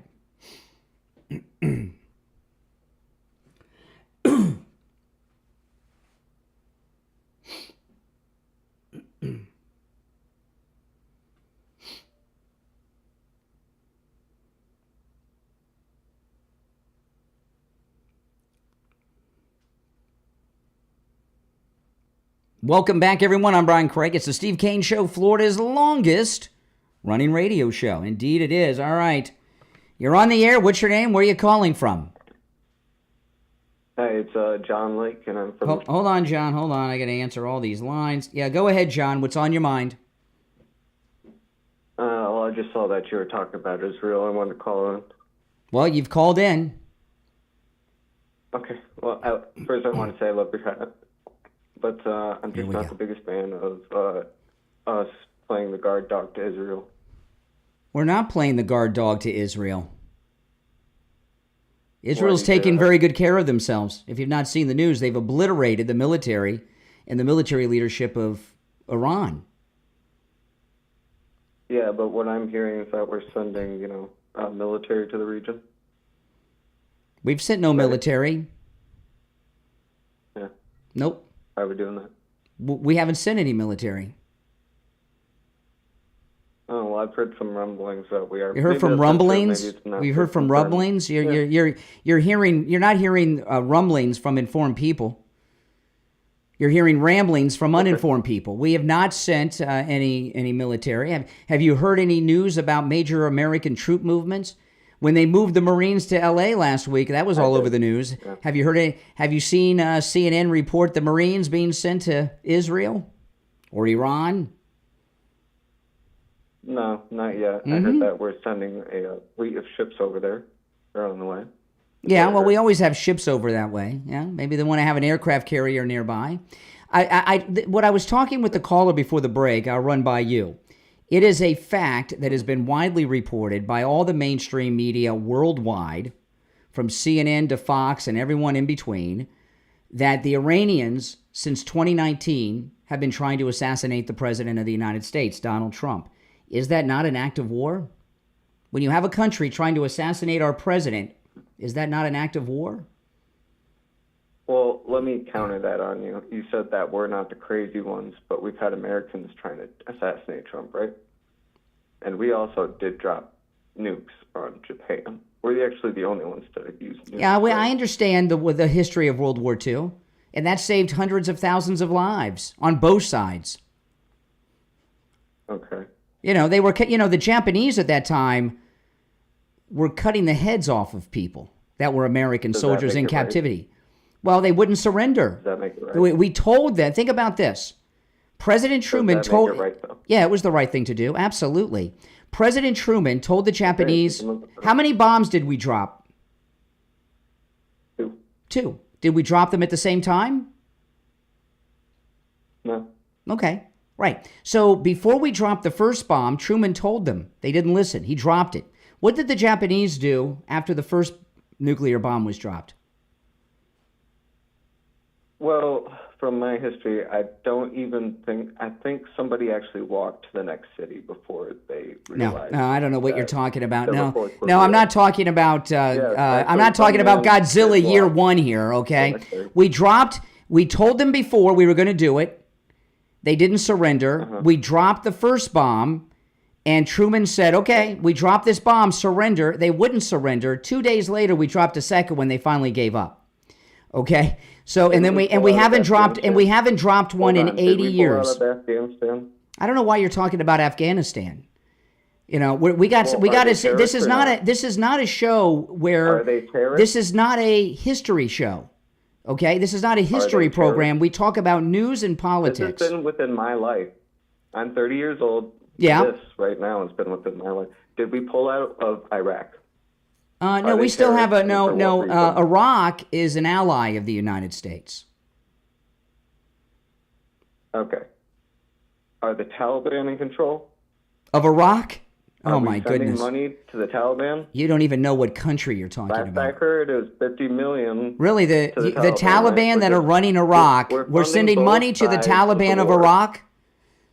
We're sending money to everybody. Okay, appreciate the call. I mean, you know, oh my goodness. Oh my goodness. I can't give that guy a hard time. He's challenged. You're on the air. What's your name? Where are you calling from? Hi. Yeah, my name's Robert. I'm calling from Florida. Okay. Yeah, I just wanted to kind of talk about, I feel like a lot of people are really kind of missing some of the common sense that we need to carry forward when we're talking about a lot of this stuff. And I guess kind of what I mean by that is like, I feel like a lot of people are just really polarized. People aren't really able to consider both sides of the conversation and look at it critically. Slow down for a second. Two sides. Yeah. Give me the Iranian side where it's okay to try to assassinate a president of the United States. You said there's two. I didn't realize there were two sides in that issue. No, I'm not talking about Iranian side or American side. I mean internal within America. Okay. More or less. Okay. And I guess what I mean by that is it's very polar. So, for example, when we're talking about whether America should get involved or not, President Trump said quite clearly, you're either with him or you're against him. Yeah, I agree with that. And correct. I think that sort of mentality is kind of what has put America on the path we're currently on. Which is what? Where we have making it great again. Well, where we have such a divided political system. As opposed to some college lecture like I'm getting from you that's filled with vague generalities. Why don't you get specific? I mean, you're saying things that are just so vague in general. It's not. I know in the intellectual circles, in these liberal intellects think that you're brilliant, like some philosopher or something, but you're not saying anything. Okay, well, like in reference to whether America should be involved, right? Why would America get involved in this conflict? We really don't have any say in it. We have two reasons to be involved. One, they've spent the last 6 years trying to assassinate a president of the United States. That cannot be allowed. Second, the president told us they were 1 week away from their first nuclear weapon, 3 weeks away from having 10. The Iranians are insane and have been backing and supporting global terrorism since 1979, and you cannot allow terrorists to have nuclear weapons. Well, the president said they're a week away from getting nuclear bombs. I believe Israel said that they were a week away from getting bombs. The president if you go to Rapid Response 47 on X, okay, which is the official Twitter account of the president, okay, it's one of his official accounts on Twitter.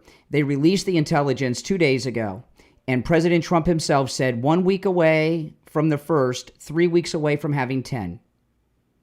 And even if Israel said it, what, you don't trust Jews? Well, I wouldn't say that. That seems like very... Well, it was not like you said to me, oh, the Jews said that. Israel said that. You can't trust those Jews. That's how I took it. But the President of the United States, Donald Trump, released that information. Well, I wouldn't blame Israel for being a bit hasty on their predictions. They're the ones who are in direct fire, so it would make sense for them. Oh, we're to in direct fire too. over-exaggerate. We're in direct fire too. A senior Iranian official yesterday threatened the president and the United States and said there was But that's the equivalent of North Korea threatening America. No, it's not, because Iran Iran has almost a 1 million man army. And North Korea does not have nuclear capabilities. Yes, they do. No, they don't. North Korea does not. They've been trying to. They've been bluffing their way through it. No, they've been launching a rocket. Remember when Trump said, "My button works, yours doesn't"? But Iran, unlike North Korea, has been attacking Americans and our allies for decades. Yeah, but U.S. politicians boast just as much as any other country's politician. Trump has said multiple times that Tehran will be burning. It'll burn tonight. They're burning now. So you need to evacuate. They're burning now. Yeah, they're burning now. Yeah, but not because of America. America hasn't done anything. Well, no, we're giving help to Israel, I'm sure. Sure. Well, yeah, I guess we're providing some military assets. Like you've stated, we do have missile carriers. We have some missile destroyers that are positioned. Satellites and such. Yeah, absolutely. And spies. And we have a lot of spies over there, too.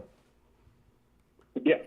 But I think that a lot of the threats that Iran is coming out isn't really... Okay, you're aware of the attack. You're aware of the attack on the Israeli music festival, right?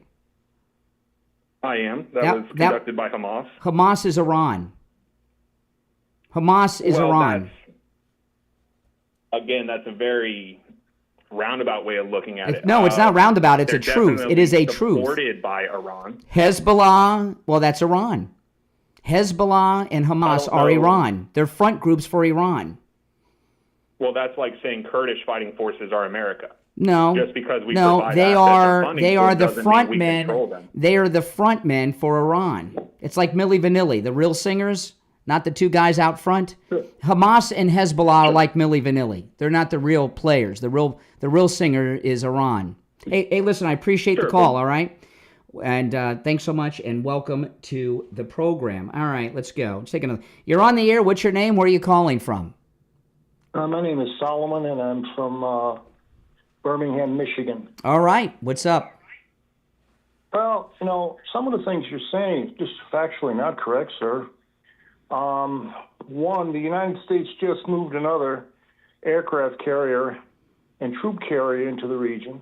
And you said that Israel's taking care of itself. No, we've been taking care of them for some time. Mm-hmm. We actually give them more aid than any No, we don't give them weapons. They buy them from us. Yeah. We sell them weapons. Well, they buy them with the money that we give them. And also, in the last attack that Iran launched against Israel, it was the United States, Great Britain, and France who intercepted the majority of First off, missiles. Nothing I've said is factually incorrect. Moving carrier fleet groups is not what I was talking about, and maybe you just didn't hear what I said because your mind, when you hate blocks your thinking, right? I don't hate anybody, sir. I just don't want Americans. It doesn't sound. I know you don't like Jews. No, how did you determine that? Israel's the Jewish state. I can hear the anger and passion in when you talk about them. That's incorrect. What you said about Israel was awful. I have Jewish ancestry, sir. You have Jewish ancestry. Oh, whoop-de-doo. Right. I am an American first. Mm-hmm. And all. Okay. So this is interesting. Okay, you're American first. So you agree that Iran, who's been trying to assassinate our president, That's an act of war. Yeah, absolutely. So you agree with taking them out just over that alone then, since you're America first? I don't. No, I don't. Because there's been assassination attempts against our presidents.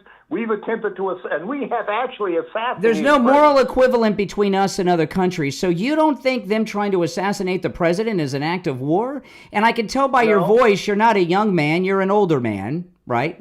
Right, and okay. And also so when a master's degree. Sir, I'm so impressed. Let me finish, sir. I'm so impressed. Finish, sir. Yeah. The United States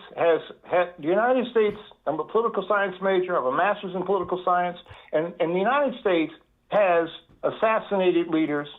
In fact, in Iran. So what? What I'm just saying. So the act of war that was committed against Iran who did we assassinate? Mossadegh. Yeah. Along with the British in 1953. Oh, in 1953. Whoever. 1953. Oh, so the United States. A democratically elected leader was assassinated. Really? Now, so the United States has come out and said, excuse me. Slow down. You seem to be. Slow down. Slow down. No, it's not about slowing down. No, excuse me. Only one of us can talk at a time, and you won't stop talking. And I asked you to let. And I'm letting you, but I'm up against a break, and time is short. I'm already late for a commercial break. Okay. Well, first of all, I don't hate Jews. I don't hate Jews. I can tell by what you said about Israel. What I said about Israel is that, first of all, they do not have to. They have denied they had nuclear weapons for years. That's nonsense. And they don't allow everybody. No, that is not true. They don't tell you how. No. What they don't. No. That is not factually true, Mr. Master's degree. Yes, it is, sir. What Israel? Why don't they allow inspections? Excuse me. They don't allow inspections. The international. Listen. All right. I appreciate your call. I can't talk with someone who won't take turns. Only one person can talk at a time. They have not denied they have nuclear weapons. It is classified how many they have, okay? Israel refuses to say how many nuclear weapons they have. They acknowledge they have them. Everyone knows it. They acknowledge it. They just won't say how many they have. That's what they won't acknowledge. All right, and I just want to say, for those of you, I know a lot of you are new to the program, only one person can talk at a time, okay? If we both talk at the same time, people can't understand us, okay? So you have to stop talking to let me speak, and then I'll stop talking and let you speak. But when your mouth runneth nonstop like that guy with his master's degree and some of the others, I gotta discontinue it. Okay, we'll be right back.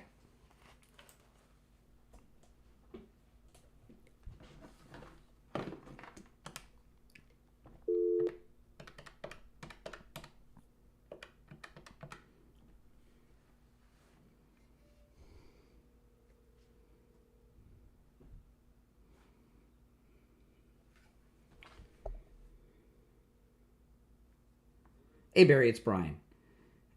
Hey, hold on.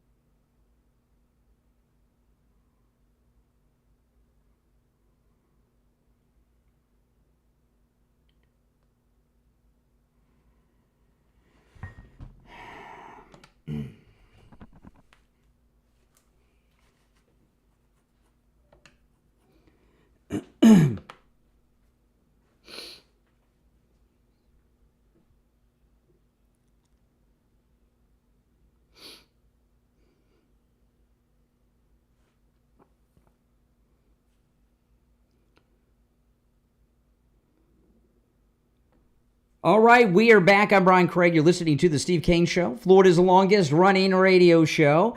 And it's time to check in with Attorney Barry Siegel from the Siegel Law Group. Attorney Barry Siegel, good morning. Hey, good morning, Brian. How are you doing? I'm doing well. What do you have for us today? Well, you know, we're coming close to the end of June, which means we're halfway through 2025. And so have we checked off on our list to review our estate plan, to update it potentially, or even to get one if you don't have one? And have you also looked at what are your long-term care goals? And have you done anything to make sure that you and your spouse are protected? We have a couple of solutions coming up. One today, this afternoon at 2 p.m. at the Spanish River Library in Boca Raton.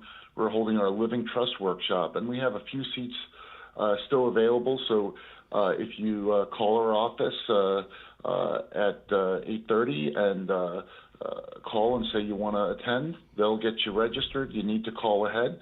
And at that workshop, of course, we're going to cover the ins and outs of Living Trusts, what it does, how it helps you avoid probate, how it helps you avoid guardianship, how it can protect your beneficiary so the assets that you have don't end up going down to the wrong people and they're protected. And then on Saturday morning, as you know, we are doing a Medicaid planning workshop. It's a workshop that's going to really help people find solutions to the problem of long-term care and the possible spend down that could happen if you don't have a long-term care plan. So we are going to cover what you need to know to make sure that you and your family are protected so you don't run out of money during your lifetime or drastically change the way your senior years are going to go financially because of the cost of long-term care. So that is Saturday morning at 10 a.m. at our Boca Raton office on Military Trail. Again, call our office this morning. If you'd like to go, we have a few seats left, and hopefully you get some education to help make a better future for you and your family. Absolutely. And the number for the Siegel Law Group is toll-free, 855-FLA-3782, if you want more information on those workshops. And the Medicaid planning, the Medicaid planning, I think the biggest mistake people make, Attorney Barry Siegel, is, well, first the mistake is if they don't call the Siegel Law Group and set up an appointment. But a lot of people, they hear Medicaid and they're like, oh, I own a house, I own a condo, I have too many assets, I don't qualify. That's probably the biggest mistake you could make, because I went to one of your recent workshops on Medicaid planning, and virtually almost everybody I know would qualify. I was amazed when you went through how it works. So don't make assumptions, guys. Call the Siegel Law Group. Attend these workshops if you can. And so far as the Saturday workshop, you never know when there'll be another one of those with the Siegel Law Group. So take advantage of that Saturday. The number again, 855-FLA-3782.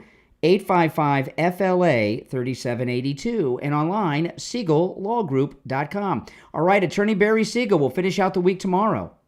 All right, Brian. Thanks so much. All right, you take care. All right, callers on hold, stand by. We'll go right back to our phones. You're on the air. What's your name? Where are you calling from? Hey, this is Will in Boca. Okay, go ahead, Boca. Can you hear me? Yeah, hello? You're on it. You gotta. It'd be nice if you picked up the phone. Hello. Yeah, that's a little better. And speak up. What's on your mind, Boca? So your ego is so inflated. Oh, I know it's out of Brian. control. I know it's out of control. The way you treated that last caller was completely wrong. He said nothing that was racist. He said nothing anti-Semitic. He said nothing about Israel.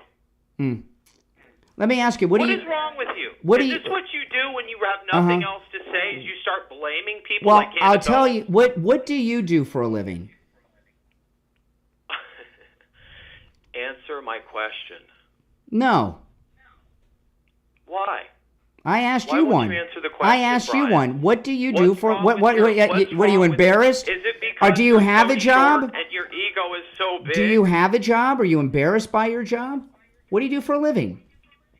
I own multiple businesses. and What have kind? for over What's your 22 primary? years. What Okay. type of industry? So what is it that you? What type of industry are you in? Say that man was anti-Semitic. He said absolutely nothing. Oh no, he said a about lot. Israel. He said, he talked about Israel What quite a did bit. he say? See, the reason I'm asking you, I'm not here to answer. What did that man say that was excuse so me. bad? Excuse me. I'm not here to answer your questions. Yes, you are. No. You're here for my entertainment. Believe me.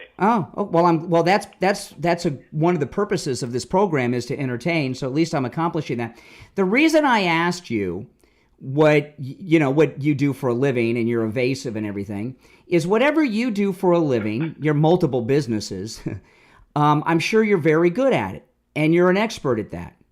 I am. I make over $300,000 a year, and I have for over 12 years. Good for you. That has nothing it has to do everything. With the reason It doesn't matter no, why. Excuse me. I'm not one of your I am not one of your employees that you can bully around. You're right. I would never hire you. You're too short. Okay. You're way too short. Okay, fine. I'm not looking for work. Now here's the reason that I asked you that question. You're an expert at what you do. I am an expert at what I do. Okay? And the reason I disconnected that call had nothing to do with his hatred of Israel or anything that he said. Why do you think I hung up on that caller? That's my question. I'd like to know. Okay. Well, if you were listening, you would have heard. I listened to the whole thing, Brian. So did everybody else. By the way, you need to read your comments online. All the other people listening right now agree. Everybody agree. I know. Is it? Well, okay. The reason I disconnected him had nothing to do with anything that he said. The reason I disconnected him and I gave him multiple warnings is that you're doing things right. We have to take turns talking. You can't talk at the same time. He would not take pauses and let me speak, so I could take a pause and let him speak, like you're doing right now. And I gave him multiple warnings, and that's why I disconnected the call. It had nothing to do with his hatred of Israel and dislike of Jews. Why do you think he hates Israel, Brian? What was it that he said? Well, the real reason you're taking issue with me. You can't give me an answer. I am giving you the answer. The reason I gave him an answer, I'll give you the answer. But the reason you're taking issue with the way I handled the call and not even acknowledging the real reason I disconnected the call is because you agree with him. Yeah, I do. You don't like Jews either. Oh my God. Okay, can you answer the original question? What did that caller do or say? If you go back to the call, okay, you have to listen. I've talked to tens of thousands of people on the phones over the years, okay? And you shouldn't. You should not be in this position to give anybody any kind of advice. I'm not giving advice. Excuse me. No. We're talking about the caller, not Candace Owens right now. Candace Owens. Excuse me. Oh, now you're trying to get disconnected. Listen, the caller if you go back and listen to the call, okay? When he would talk about Israel and say Israel, which is what we were talking about, you could hear the tone in his voice that indicates he doesn't like Jews. He was very polite.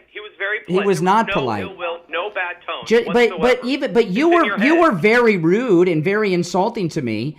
And I haven't disconnected the call. Because that's the way you are with every single excuse one me. of your callers. But I didn't. Now, why do you think when you've been very insulting towards me, I did not hang up on you? Why?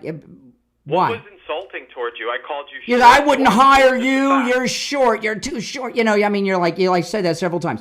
Why did I not hang up on you, but I hung up on him? I've explained why I hung up on him. Why do you think I didn't hang up on you? Well, I'm assuming you're going to hang up on me at any moment. Every phone call ends in a hang up. I mean, I got to take a break, soon. The reason I didn't hang up on you. Brian, but that caller does. But you have taken turns and had a conversation, unlike the last guy. So, and you haven't used profanity. So as insulting as you are with what you're saying and your tone, because you haven't used profanity and you've taken turns, I didn't hang up. But he just hung up. Did you hear that? He hung up. Wow. Now who can't handle the truth? You're on the air. What's your name? Where are you calling from? Good morning, Brian. My name is Mark. I'm from Randolph, New York. How are you doing today? All right. And I just want to say, you keep saying it, but not everyone that hates Israel hates Jewish people. I have Jewish in-laws. Friends and in-laws, yes. I have no problem with it. Mm-hmm. Okay. I don't know anything about you. I didn't say you. I didn't say everyone who disagrees with Israeli policy hates Jews. There's been people I've had. You keep saying it. Candace Owens hates Jews. Yeah, I understand that. Okay. Some of the callers I've talked to this morning hate Jews, but I never said you hate Jews.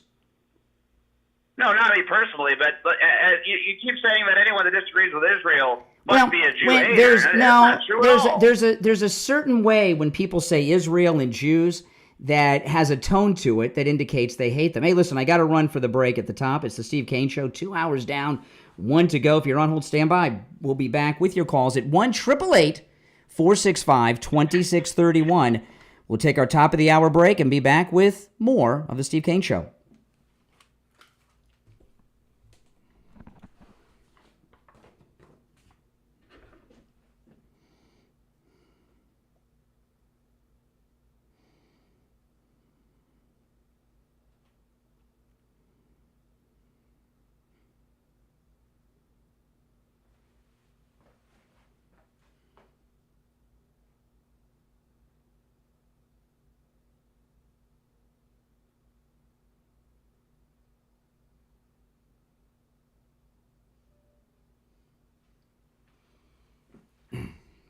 If you're on hold, stand by.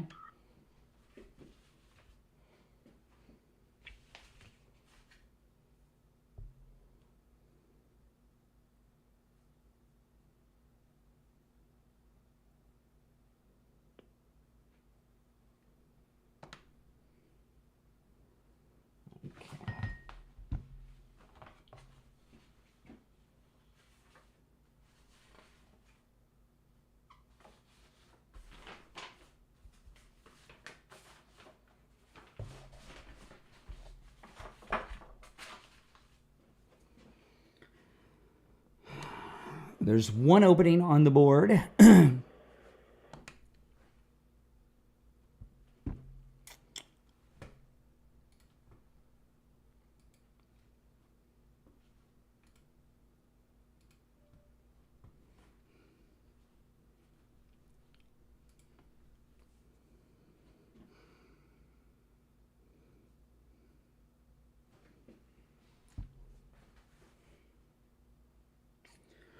Oh, boy. If you're new, this is where MAGA comes to talk. My name's Brian. Make sure you subscribe on whatever platform you are tuned into. One opening on the board. I will take calls after the break.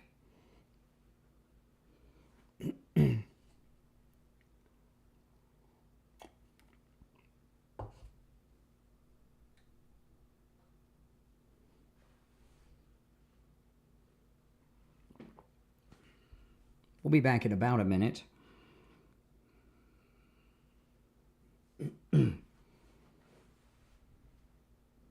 That's correct, Michael Todd. Like, I kept that guy on. He was very rude and insulting and everything else. Insulting me personally and professionally. That's fine. Very evasive, didn't want to... But I kept him on because he went back and forth. Okay? Well, thank you. There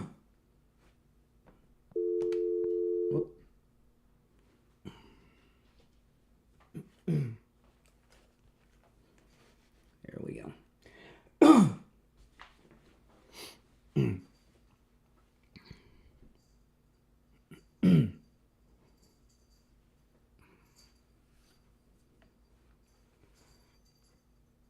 Welcome back, everyone. I'm Brian Craig. It is the Steve Kane Show, Florida's longest running radio show. Hour number 3 has begun, and those first 2 hours went by so fast. Oh, man.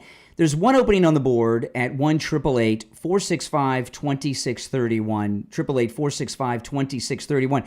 One day next week, Joe Thomas is coming in, and I'm excited about this. You know, we're going to talk about annuities like we do when he stops in.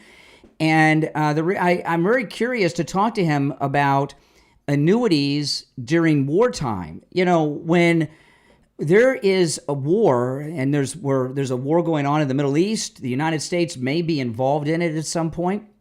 Maybe we could be involved in it before we see Joe next week. But, you know, that causes instability. And, you know, financial markets are affected in different ways.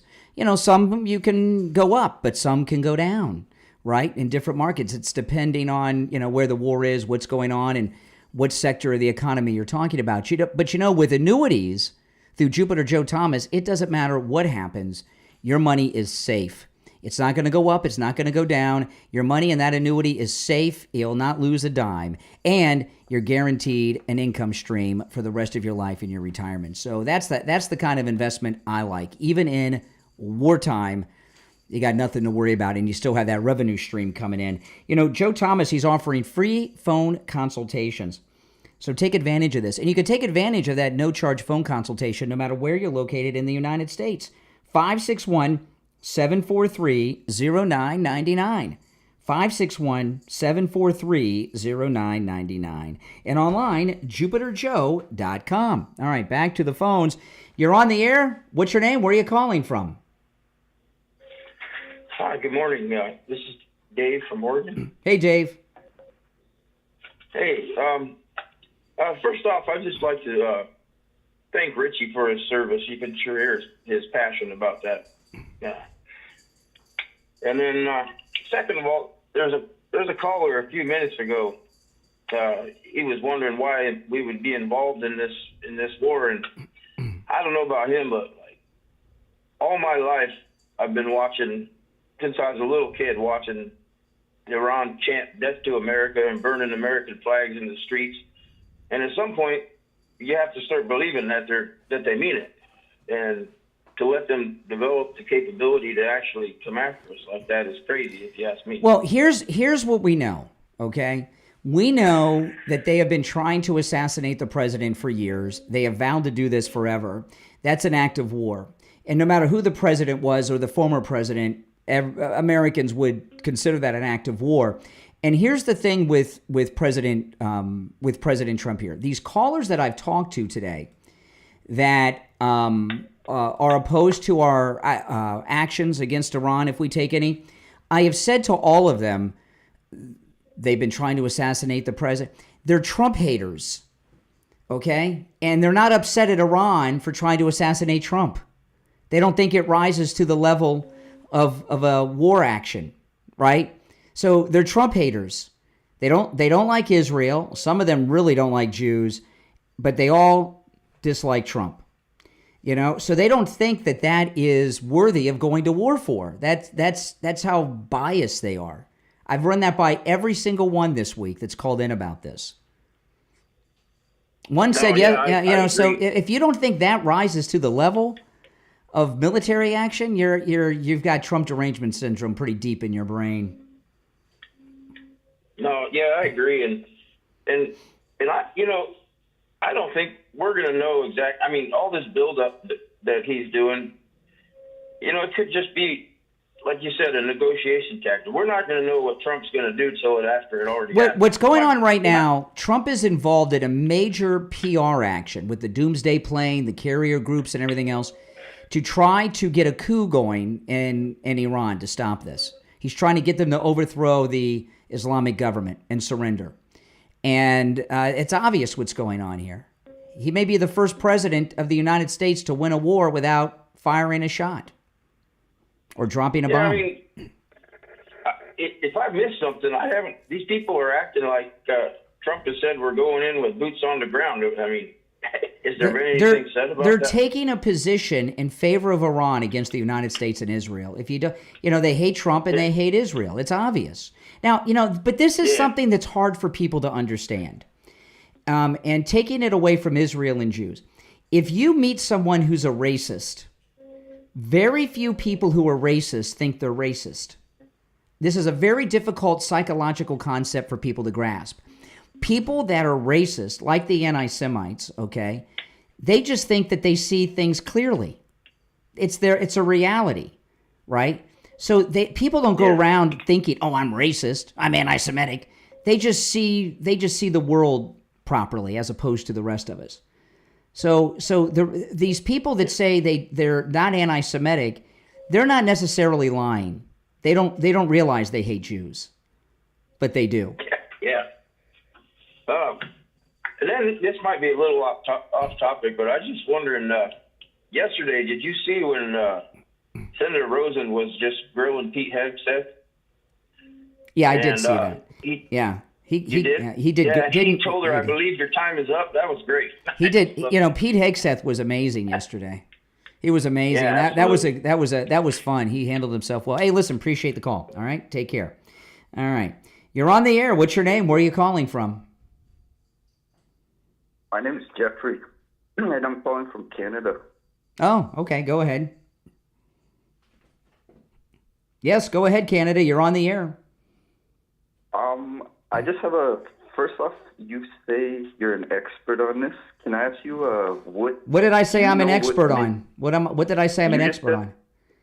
2 callers ago, the guy that was complaining about you hung up on the guy. You should maybe go back and watch your videos because you cut off people way more than people cut you off. I am an expert. So you know. I am an expert at hosting a radio show. Let me ask you a question. What changed majorly in Iran in the last 2 years? I'll tell you. There's been 3 changes, okay, recently. 1, President Trump is back, who doesn't send them plane loads of money and make deals with them like in Obama. Iran, I asked you, just Iran. Okay, there's 2 things that have changed in Iran. 1, they have been in the last 2 years trying to assassinate President Trump. That's 1. 2, President Trump told us earlier this week, 2 days ago, that they were a week away to having the enriched uranium for their first nuclear weapon, 3 weeks away from having 10. And those are the 2 things that have recently changed in Iran since you asked. Do you know a year before Saddam Hussein was taken out, he cut off the opiates program, and if you know your shit. Okay, all right. Second dump of the day. Oh boy, from the Great White North. Is that the second dump of the day, Mike, or the third? I'm losing track. See, this is the longest running radio show in the state of Florida. I think we're trying to break the Howard Stern record for the dump buttons, and I don't know. Do you guys think we've broken the Howard Stern record for the dump button on the radio? I think we may have. Is that Guinness Book thing still around? Is that still a thing? All right, if you're on hold, stand by while we wait for the delay to re-engage. That's the second time today we've used the dump button. Yes. Oh, boy. Actually, the president was asked by Ducey in the Oval Office yesterday about the assassination attempts from Iran. It's Iran and their proxies who have threatened to retaliate against you and your team by killing you guys for taking out Soleimani. Well, they haven't done that, and that would be a terrible thing for them to do, not because of me. If they did that, they would be obliterated. That would be the end. I've left instructions. If they do it, they get obliterated. There won't be anything left. And they shouldn't be able to do it. And Biden should have said that, but he never did. I don't know why, lack of intelligence, perhaps. But he never said it. If that happens to a leader, or close to a leader, frankly, if you had other people involved also, you would call for total obliteration of a state that did it. That would include Iran. That's right, absolutely. All right, the delay is re-engaged. You're on the air. What's your name? Where are you calling from? Oh, hello, Brian. This is Jack from Sarasota. How are you, sir? Okay. I am enjoying the show so much for 2 different reasons. Well, it's a great show. One, this is the great show. Well, but you would be horrible at playing poker because you have such a tell when you get these uncomfortable questions that you can answer in favor for Daddy Trump. And I'm enjoying trying to use a way. When did I get a uncomfortable question about Daddy, and what was my tell? I guarantee you're showing your tell right now because you're talking to me. So when I'm talking is a tell? I talk for a living. Remember how a few weeks ago you were saying that Donald Trump should have the Nobel Peace Prize? Yeah, I don't think he's going to get that if he goes to war. Okay. And on top of that, I don't think we're going to You're talking about uncomfortable questions. What uncomfortable question about Daddy Trump was I asked today? Well, that last caller, who was actually very nice to you, the one that had the master's degree in political He science was not and nice. everything. Actually, By the way, he was. didn't say he had a master's degree in political science. He said he had a master's degree. We didn't hear what it was in. How do you know? I heard on YouTube. You might want to rewind. I didn't hear it. I didn't hear that part. So what? He's got a master's degree? Whoop-de-freaking-do. What I'm trying to tell you, Brian, is I don't think Trump is going to attack Iran because Putin doesn't want him to. Okay. So what's the uncomfortable question I was asked about Daddy Trump? You've been asked. You said people ask me uncomfortable questions about Daddy Trump, and then I have a tell and I have a react. What are one of those uncomfortable questions someone asked me today? I can't answer that. Huh? You just cut me off when I'm saying. No, I didn't cut you off. I'm late for the break, and I got to end the call shortly. But give me the uncomfortable question I was asked. I love to see you fighting with your own. So you can't think of the uncomfortable. Ask me the uncomfortable question about Daddy Trump.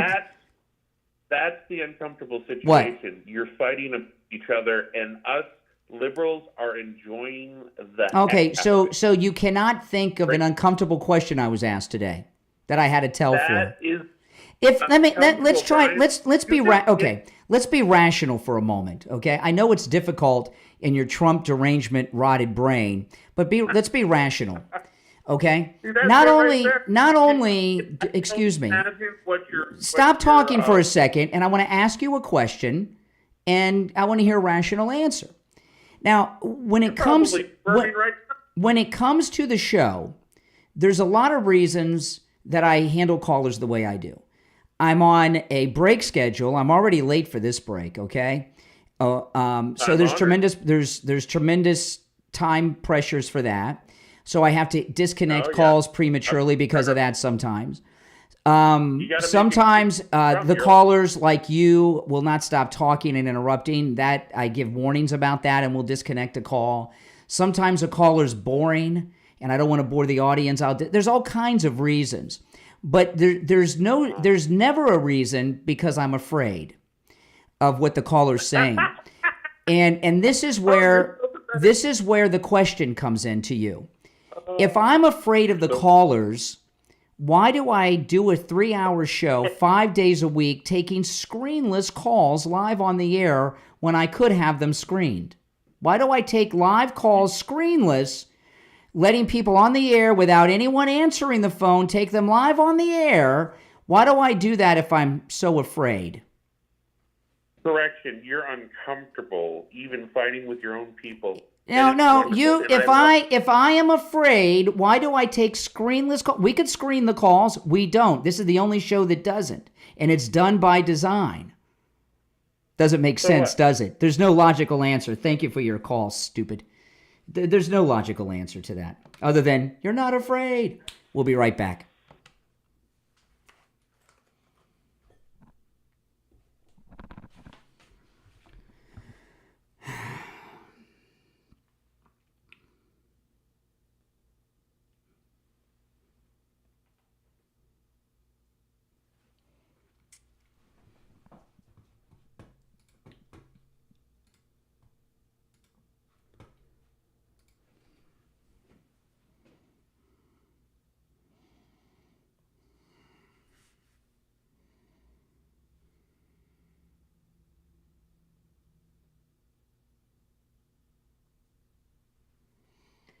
We'll be back shortly, guys. If you're on hold, stand by.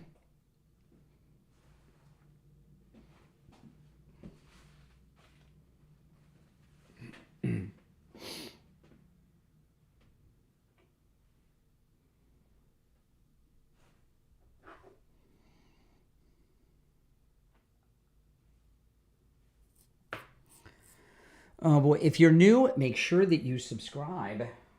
This is where MAGA comes to talk, guys, as you can tell.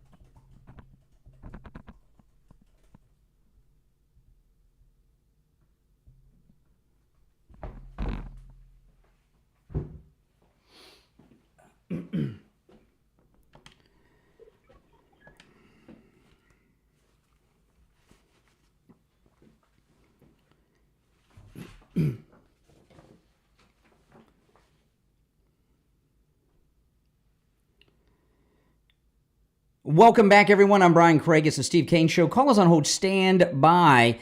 You know, I've been telling you guys about all this great, amazing weight loss I've had from Coastal Weight Loss Secret and their help. And, you know, they're with you every step of the way. You have a coach. They check in with you. It helps a lot. I was in regular communication. I'm in communication even still today. I'm not losing any more weight because I lost more than my goal. I set my goal low because I thought it would be difficult, and it's not. It's so easy. So I increased my goal, and right now I'm at the weight I was when I got married 29 years ago. So what I'm in now is maintain phase. I'm in my maintaining phase now, and they're still in touch with me, and it's awesome, and it's great. And of course, I've lost all this weight without exercise, eating foods I would normally eat, and without taking prescription medications like Ozempic. And right now, there's a July 4th sale going on with Coastal Weight Loss Secret. 20% off new clients, 20% off if you're new to them. And this July 4th special will end on the 7th, so it will be here and gone before you know it. So call and take advantage of this. We've had listeners from all over America contact Coastal Weight Loss Secret and have incredible success. Call them, no matter how little or how much. Maybe you want to lose 20 pounds. Maybe you want to lose 220 or even more. They can help. Give them a call. And when you call, make sure you tell them you heard about them on the True Oldies channel. 561-247-6300. 561-247-6300. That's 561-247-6300. And online, coastalweightlosssecret.com. Okay, before I go back to the phones, I want to recap what I began the show with. And this was crazy. And for those that missed this in the first hour, I want you to hear this. Candace Owens is calling on members of the military to stand up against the commander-in-chief if we get involved in a war with Iran. LG19 writes... Okay, now hold on. Now she's reading comments that were left to her or email. I'm not sure if it was comments or emails, but let me hear this. This is Candace Owens. LG19 writes, serious question, will there be jobs or community military members can join when I get a dishonorable discharge for not contributing to delete people or my body for the interests of a certain foreign nation benefit? I love this question. I do believe that if war in Iran is on the agenda, and that appears so, get dishonorably discharged. Who cares? Who cares? Why should you go die in a foreign land? You now have the benefit. Because you enlisted? Of 2020. You can see, think about those men and those women who died because they were pitched that they were serving their country because there were weapons of mass destruction, right? They were serving their country because the Taliban, they were serving their country, whatever, and these people gave up their lives. And ask yourselves, for what?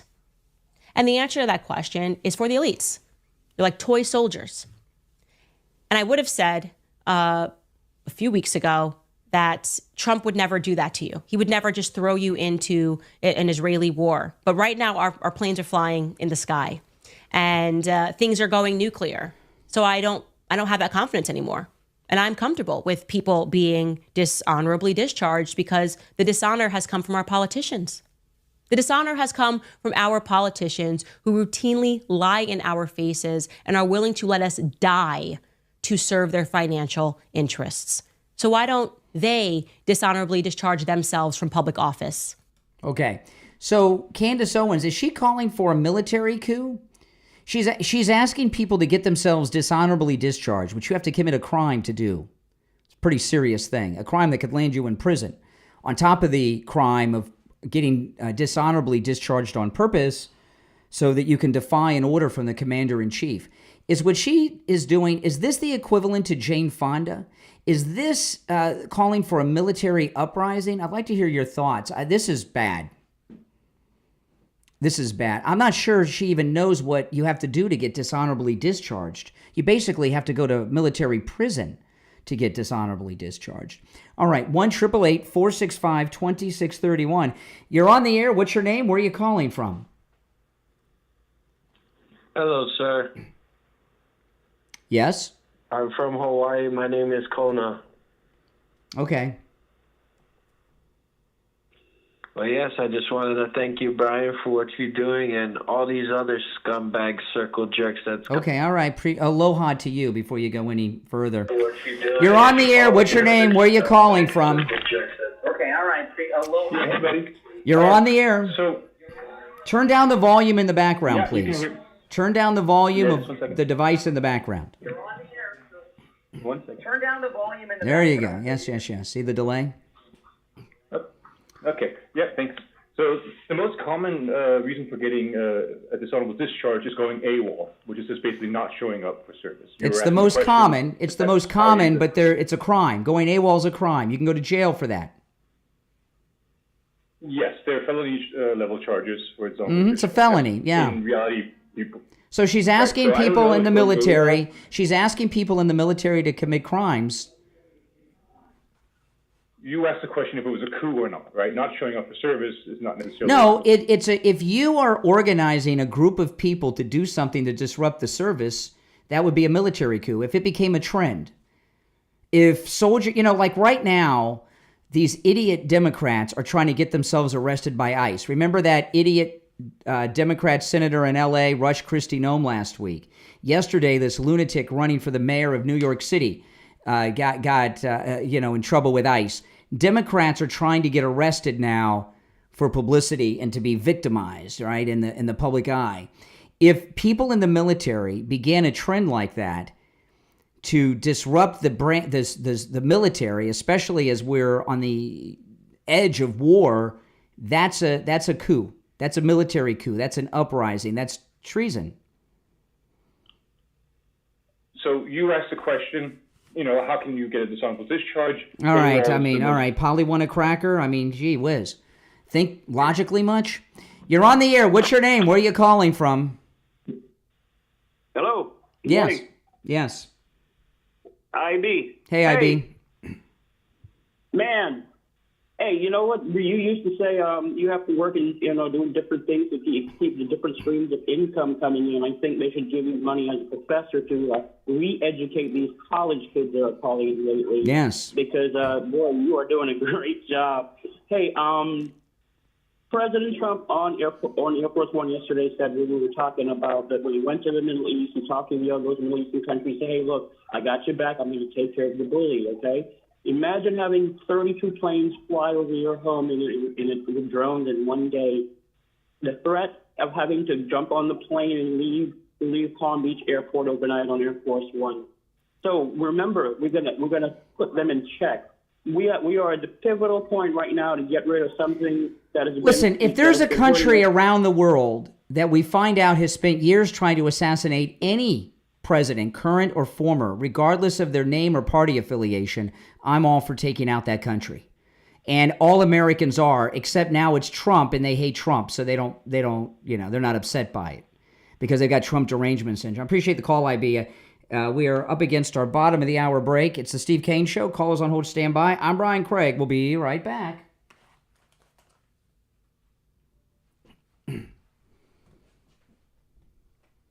Now, guys, I want to tell you about the free Medicare help you can get from Chapter, okay?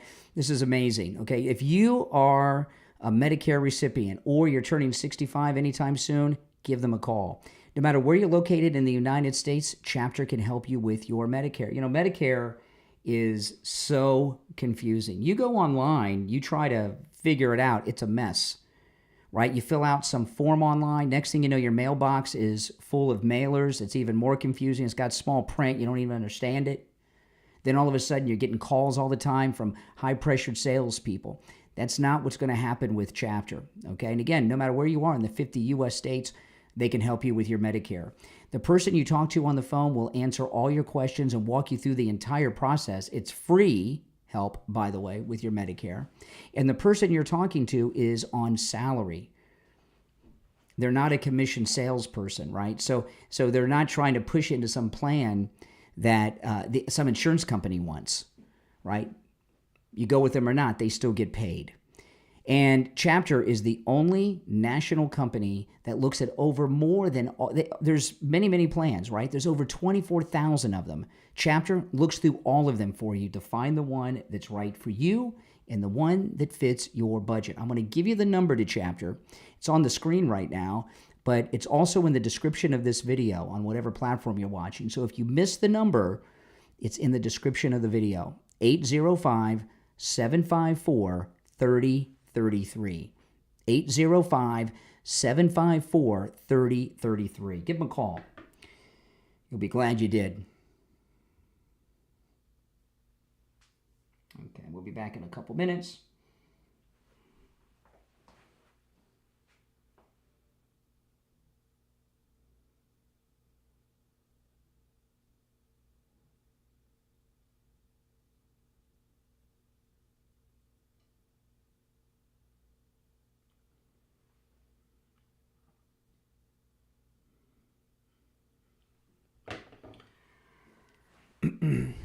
By the way, great calls today, and I don't mind people calling in giving me grief. All right? I don't mind. You just can't use profanity. Okay? And we got to take turns talking and have a conversation. If you're on hold, hang in there. We'll be back in about a minute.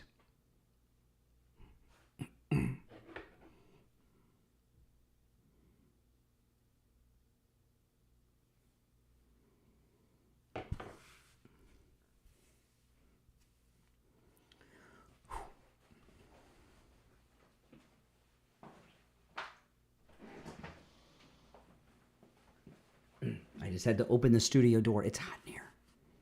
30 seconds or so. We'll be back.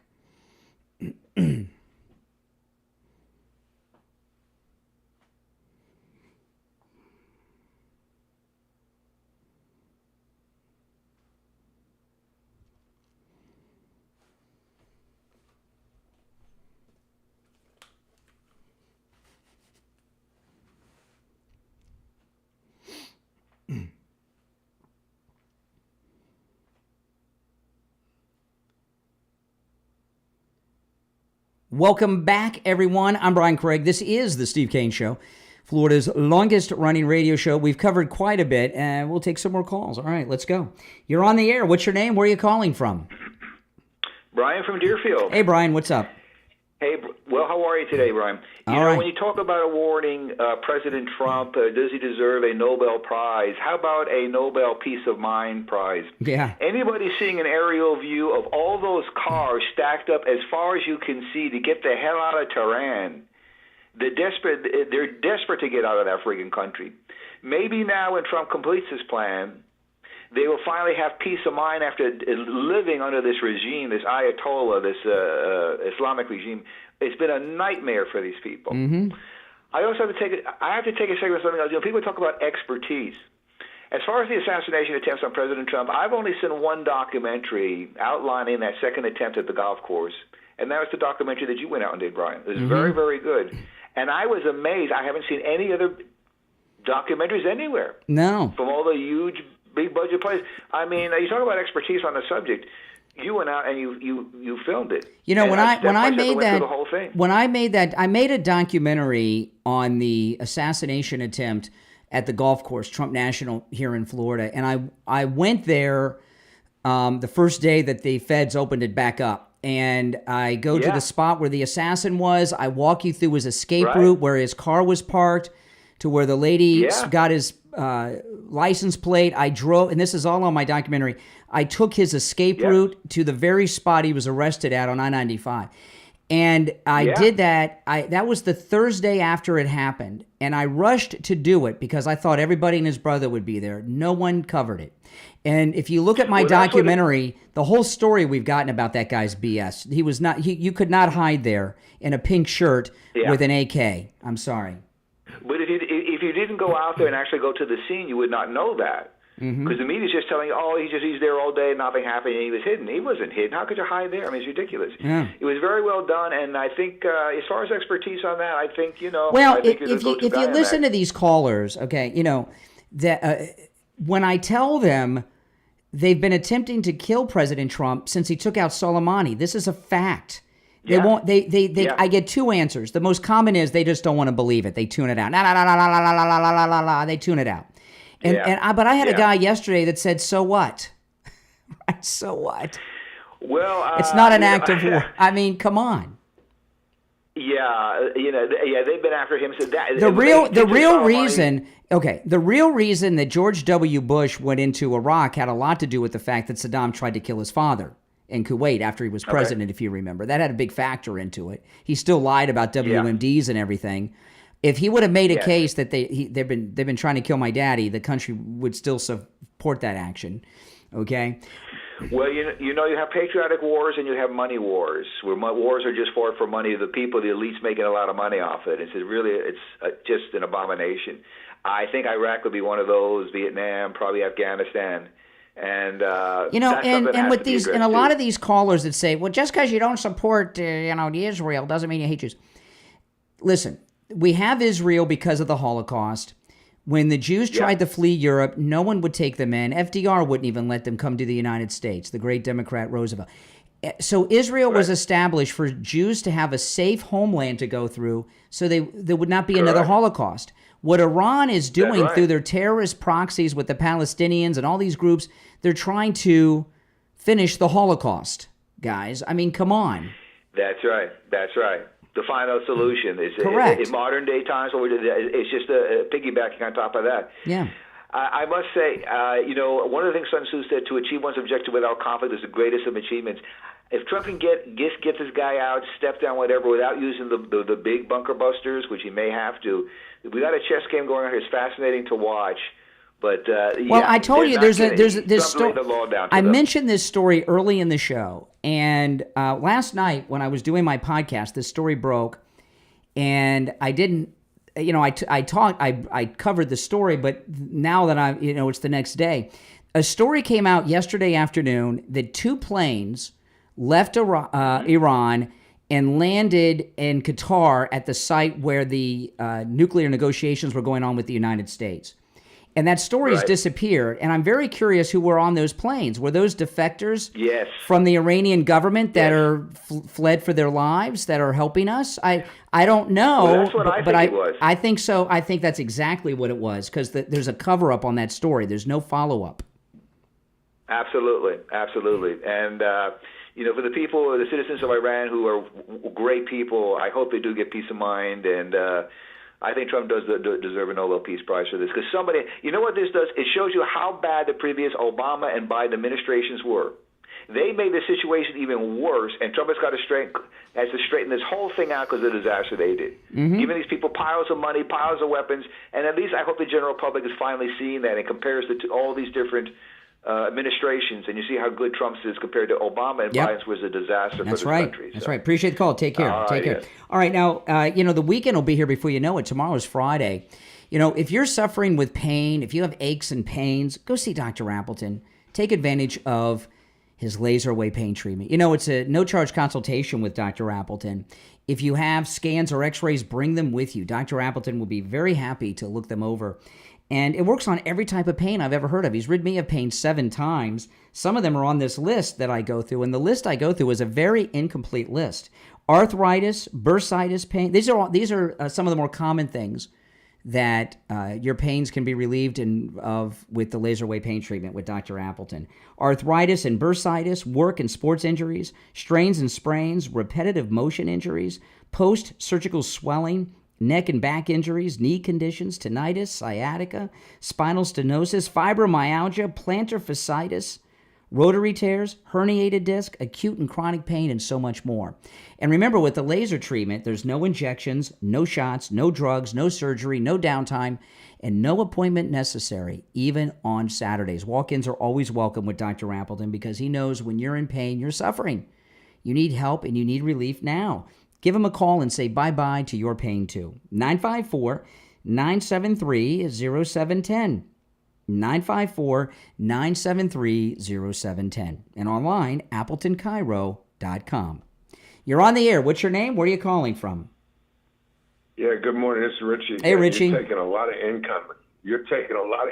This morning. That's fine. Let me say this to get it out of the way. That's the job. You have this you have this camera on you.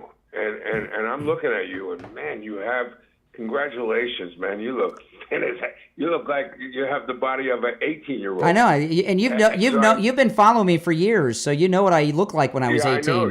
You knew me at 18. Yeah, you're looking great. So that I'm going to get that out of the way. The lady that called you up that you had to hang up on, not for nothing. If she was in Iran, she'd have to be a Muslim, or else she'd be probably killed, because there's no Christians, there's no Jews in Iran. Only only Muslims. You're not allowed to be. Well, there's no gay. living Jews in Iran, right? And except the Mossad, no. except the Mossad that's undercover over there. But you do have all those religions in Israel who they can't stand. And the thing I want to say to this professor out there, I respect all of you. You all have your opinions. Opinions are like, what they used to say. But Yes. I respect that. You got a master's degree. You went to college. You said that you went into politics. You're a political science major with a master's. That's all fun and great. But guess who? We all have the opinions.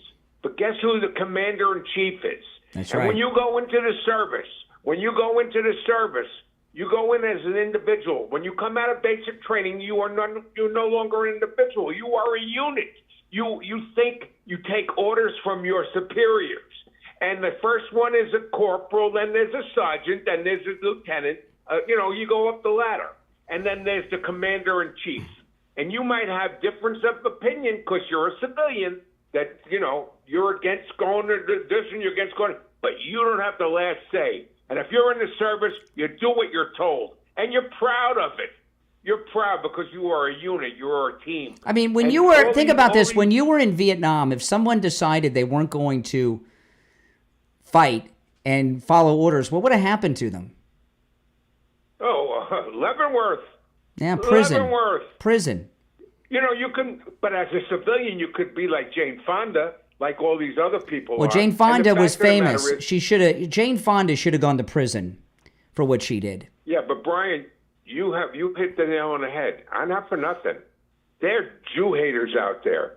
Because if you're either for Israel or you're for Iran. There's no in-betweens.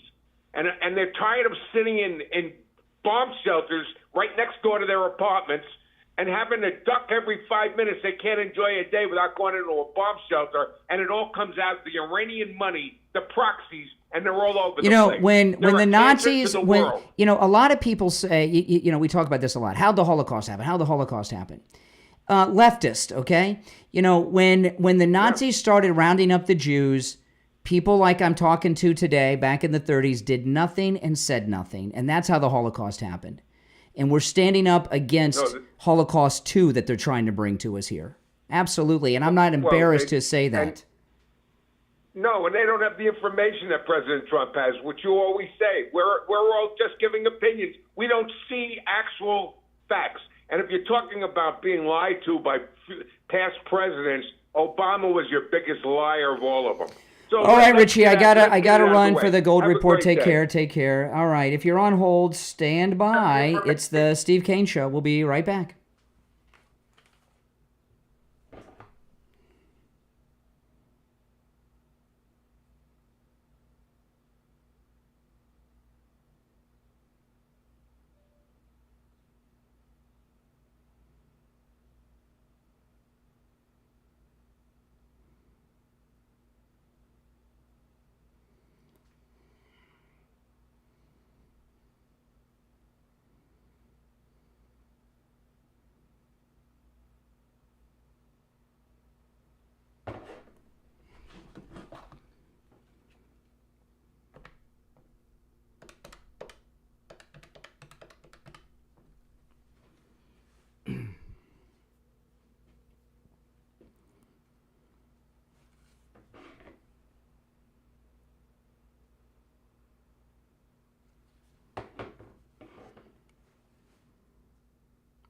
Hello?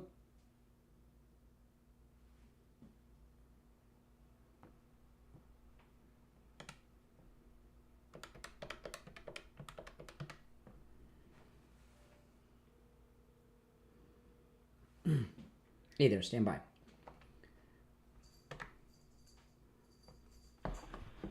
Ten seconds, William.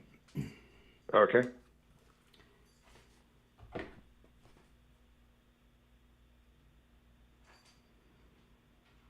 Welcome back, everyone. I'm Brian Craig. It's the Steve Kane Show, Florida's longest-running radio show on the radio since 1977.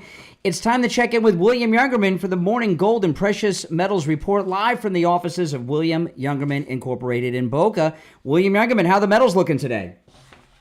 Metal's looking slightly lower on modified markets.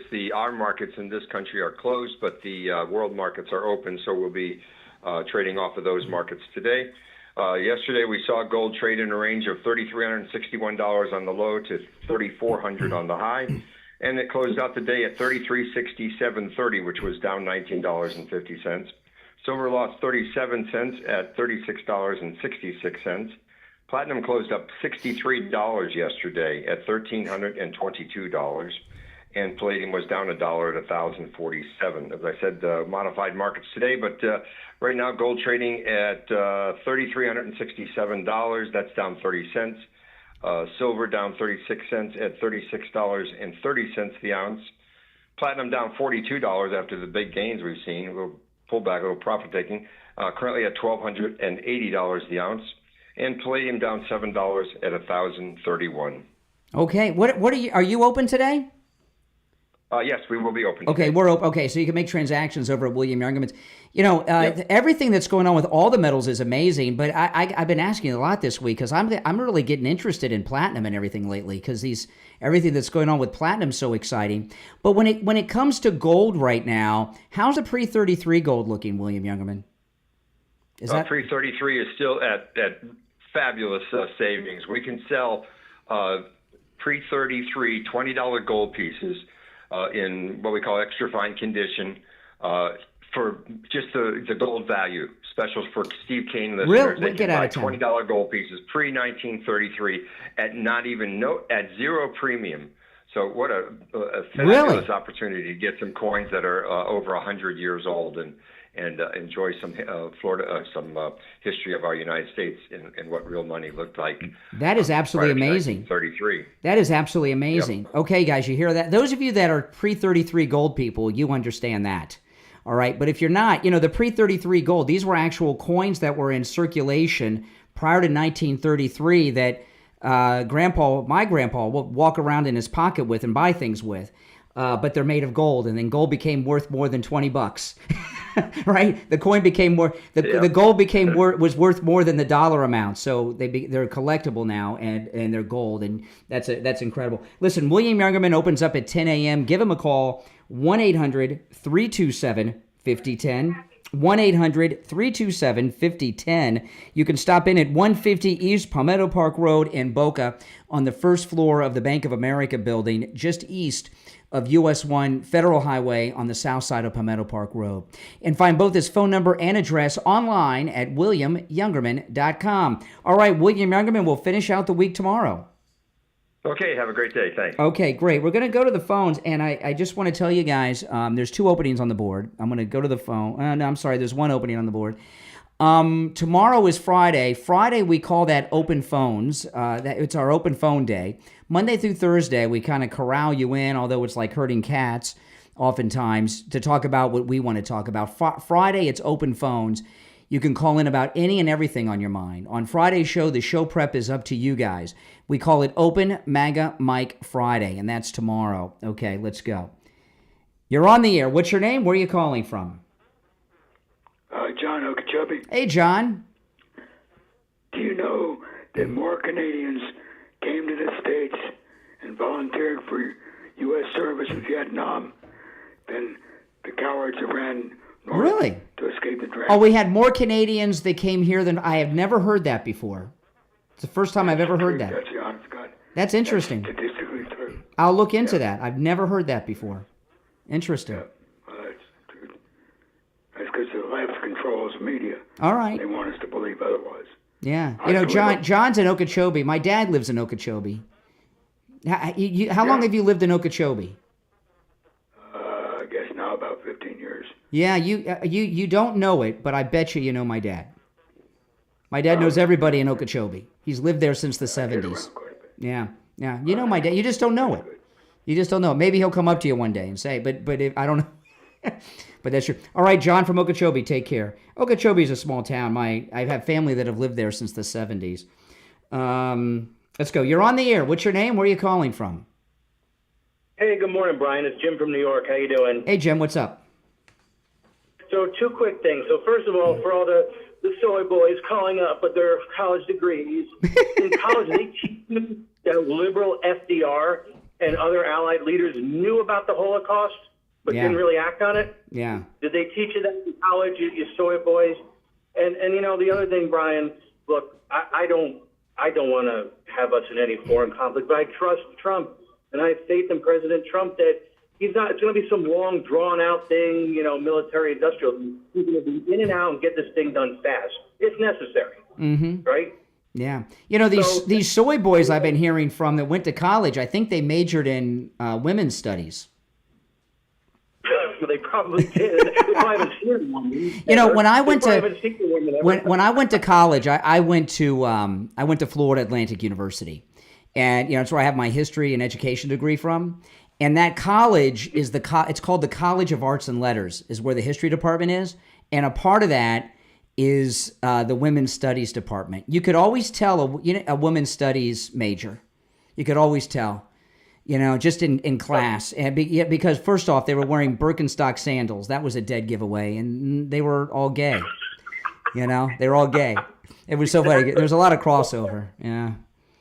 Oh, my goodness. Yes, sir. I remember those guys. Yeah, exactly. Good. Great show as always, man. Take it easy. See, he knows what I mean about the Birkenstocks. When I was single, I would never go out with a girl that wore Birkenstock sandals. That was a big red flag. You're on the air. What's your name? Where are you calling from? Yeah, hey Brian, this is Craig. So you had a caller on previously talking about Jews in Iran, and there are actually 15,000 Jews living in Iran, and they have a seat enshrined by the Constitution of Iran in the parliament. Well, God bless them. Just want to put that out God there. bless them, but it doesn't mean Exactly. that. But Israel is referred to by Iran as the little cancer. And America is referred as the big cancer. So, you know, that doesn't mean that they're friends of the Jews. Right. So, I mean, consider Bernie Sanders, right? Consider... Yes, Noam exactly. Chomsky. Exactly. Consider, Bernie Sanders. A perfect example of how the Holocaust happened. Bernie Sanders. Are they also anti-Semites? Yeah, there's a lot of self-hating Jews. There's always collaborators. Listen, in the Second World War, when France fell, they had a whole Vichy government that collaborated. There's always collaborators. Yes, Bernie Sanders is a collaborator. Just like in California, Governor Newsom is a collaborator with the Mexican invaders. There's always collaborators. Sure. Okay. Hello. Okay, you can't process that. That wasn't the answer. That wasn't the answer you were expecting. You thought you had me. How can he be anti-Semitic when he's a Jew? You know, he's not a religious Jew. Well, I'm just warning. He's not a religious I'm Jew. just warning about I'm just warning about thought terminating cliches, right? No, Where basically we say no. something that stops There's an a lot of people like Bernie Sanders. You know, here in Florida. Where are you calling me from? Yeah, I'm calling from my phone. No, where are you located in the world? I'm in Florida. Right now I'm in Germany. You're in Germany. Okay. Oh, well, Okay. you know, they love the Jews over there, the few that are left. I'm in Florida. We have a large we have a large population of Jews in Florida. Okay? We have more Jews in Florida than in Israel. There are a lot of Jews who are not religious, and they always side with the Muslims that are killing Jews. To them, being Jewish isn't a religious thing. It's like, you know, it's like an ethnicity. It's like being Italian. Oh, yeah, I'm Italian. I like the pizza. You know, for them, being Jewish is, you know, it's just an ethnicity. It means nothing to them. And they view the Israelis as bad dudes, Zionists, religious nutcases. And there's a lot of Jews that don't support Israel, don't support Judaism, don't support Zionism, and support anti-Semites. They're collaborators. Sometimes they're most often referred to as self-hating Jews, but they're collaborators. All right? So this is like a no true Jewish argument. What do you mean? So, I don't know. It's problematic. No, the reason Israel exists is because you guys in Germany were trying to kill all of them. And they needed a place to go for safety so people couldn't do what your granddaddies did. Try to kill them all. And So my grandparents escaped from the pogroms. No, I am not German. I am in Germany. Well, you're in Germany. Well, the grandfathers of your neighbors then.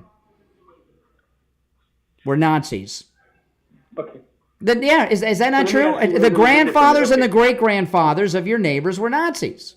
We're trying to kill all the Jews, right? So you're supporting Israel for religious reasons? Is that right, Brian? Well, I am a Christian, and the land of Israel belongs to the Jews. We know this because the Bible tells us so. 3,000 years. Okay. All right. The Bible doesn't have an expiration date on it. Are you a Christian? I was raised Roman Catholic. What are you now? Atheist, Buddhist. Okay, a Buddhist. Oh my agnostic. Goodness! You rub that guy's belly. So you're not really. You don't believe in God. You don't believe in Jesus. You don't accept the Bible. One second, Brian.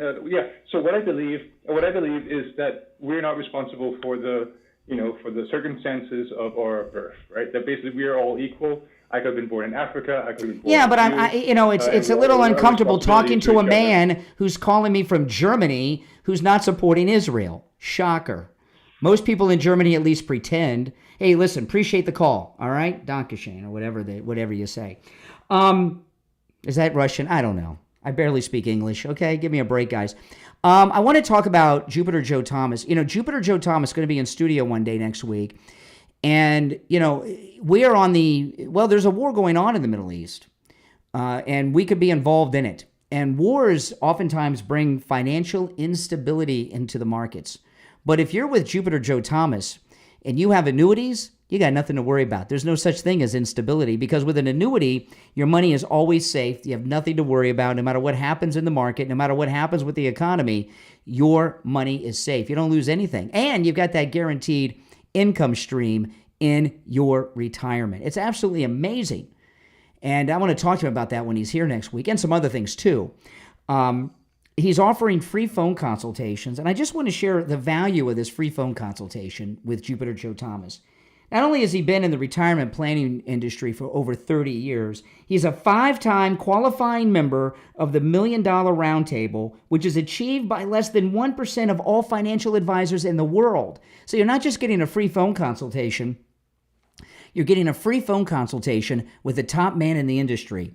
And after you talk to him, he's going to put together a custom proposal just for you, based on your situation, based on your needs and your wants. Very unique to you. You can take advantage of this no-charge consultation no matter where you are in the United States. Give Joe Thomas a call. Here's his number, 561-743-0999. 561-743-0999. And if you missed the number, just go to his website, jupiterjoe.com. All right. You're on the air. What's your name? Where are you calling from? Yeah, this is Dave, and I just want to wish a happy Juneteenth. I know you want to celebrate that day too, right? Well, no, Juneteenth is an important day. It's the day that the Republican Union Army let the last slaves in Texas that were being held by the Democrats illegally, that they were free. No, that's a good day. Yes, it is. It's a great day for freedom. Now, yeah, I know. Speaking of freedom, you're such a MAGA person. Are you going to try to talk your daughter into enlisting in the Army or in the services so she can be full MAGA like you? No. My daughter is full MAGA. Oh, so you're not full MAGA? She can join the military if she chooses. It's not up for me to tell her what to do with her life. She's a grown woman. Well, as a patriarch of the family, you should guide her into the true MAGA movement. If she chooses to join the military, I'll support that. So you're not a true patriot? A patriot? I don't know what a patriot is. What's a patriot? A patriot? A patriot. I don't know what that is. A patriot? Member of the family. A patriot? How do you spell that? Shut up, you tard. Okay, yeah, okay. Oh boy, last call of the day. If you're on hold, stand by. We'll be back tomorrow morning at 6 a.m. Again, tomorrow's Open MAGA Mike Friday. Open phones. I'm Brian Craig. It's the Steve Kane Show. Take care. We'll see you tomorrow morning at 6 a.m.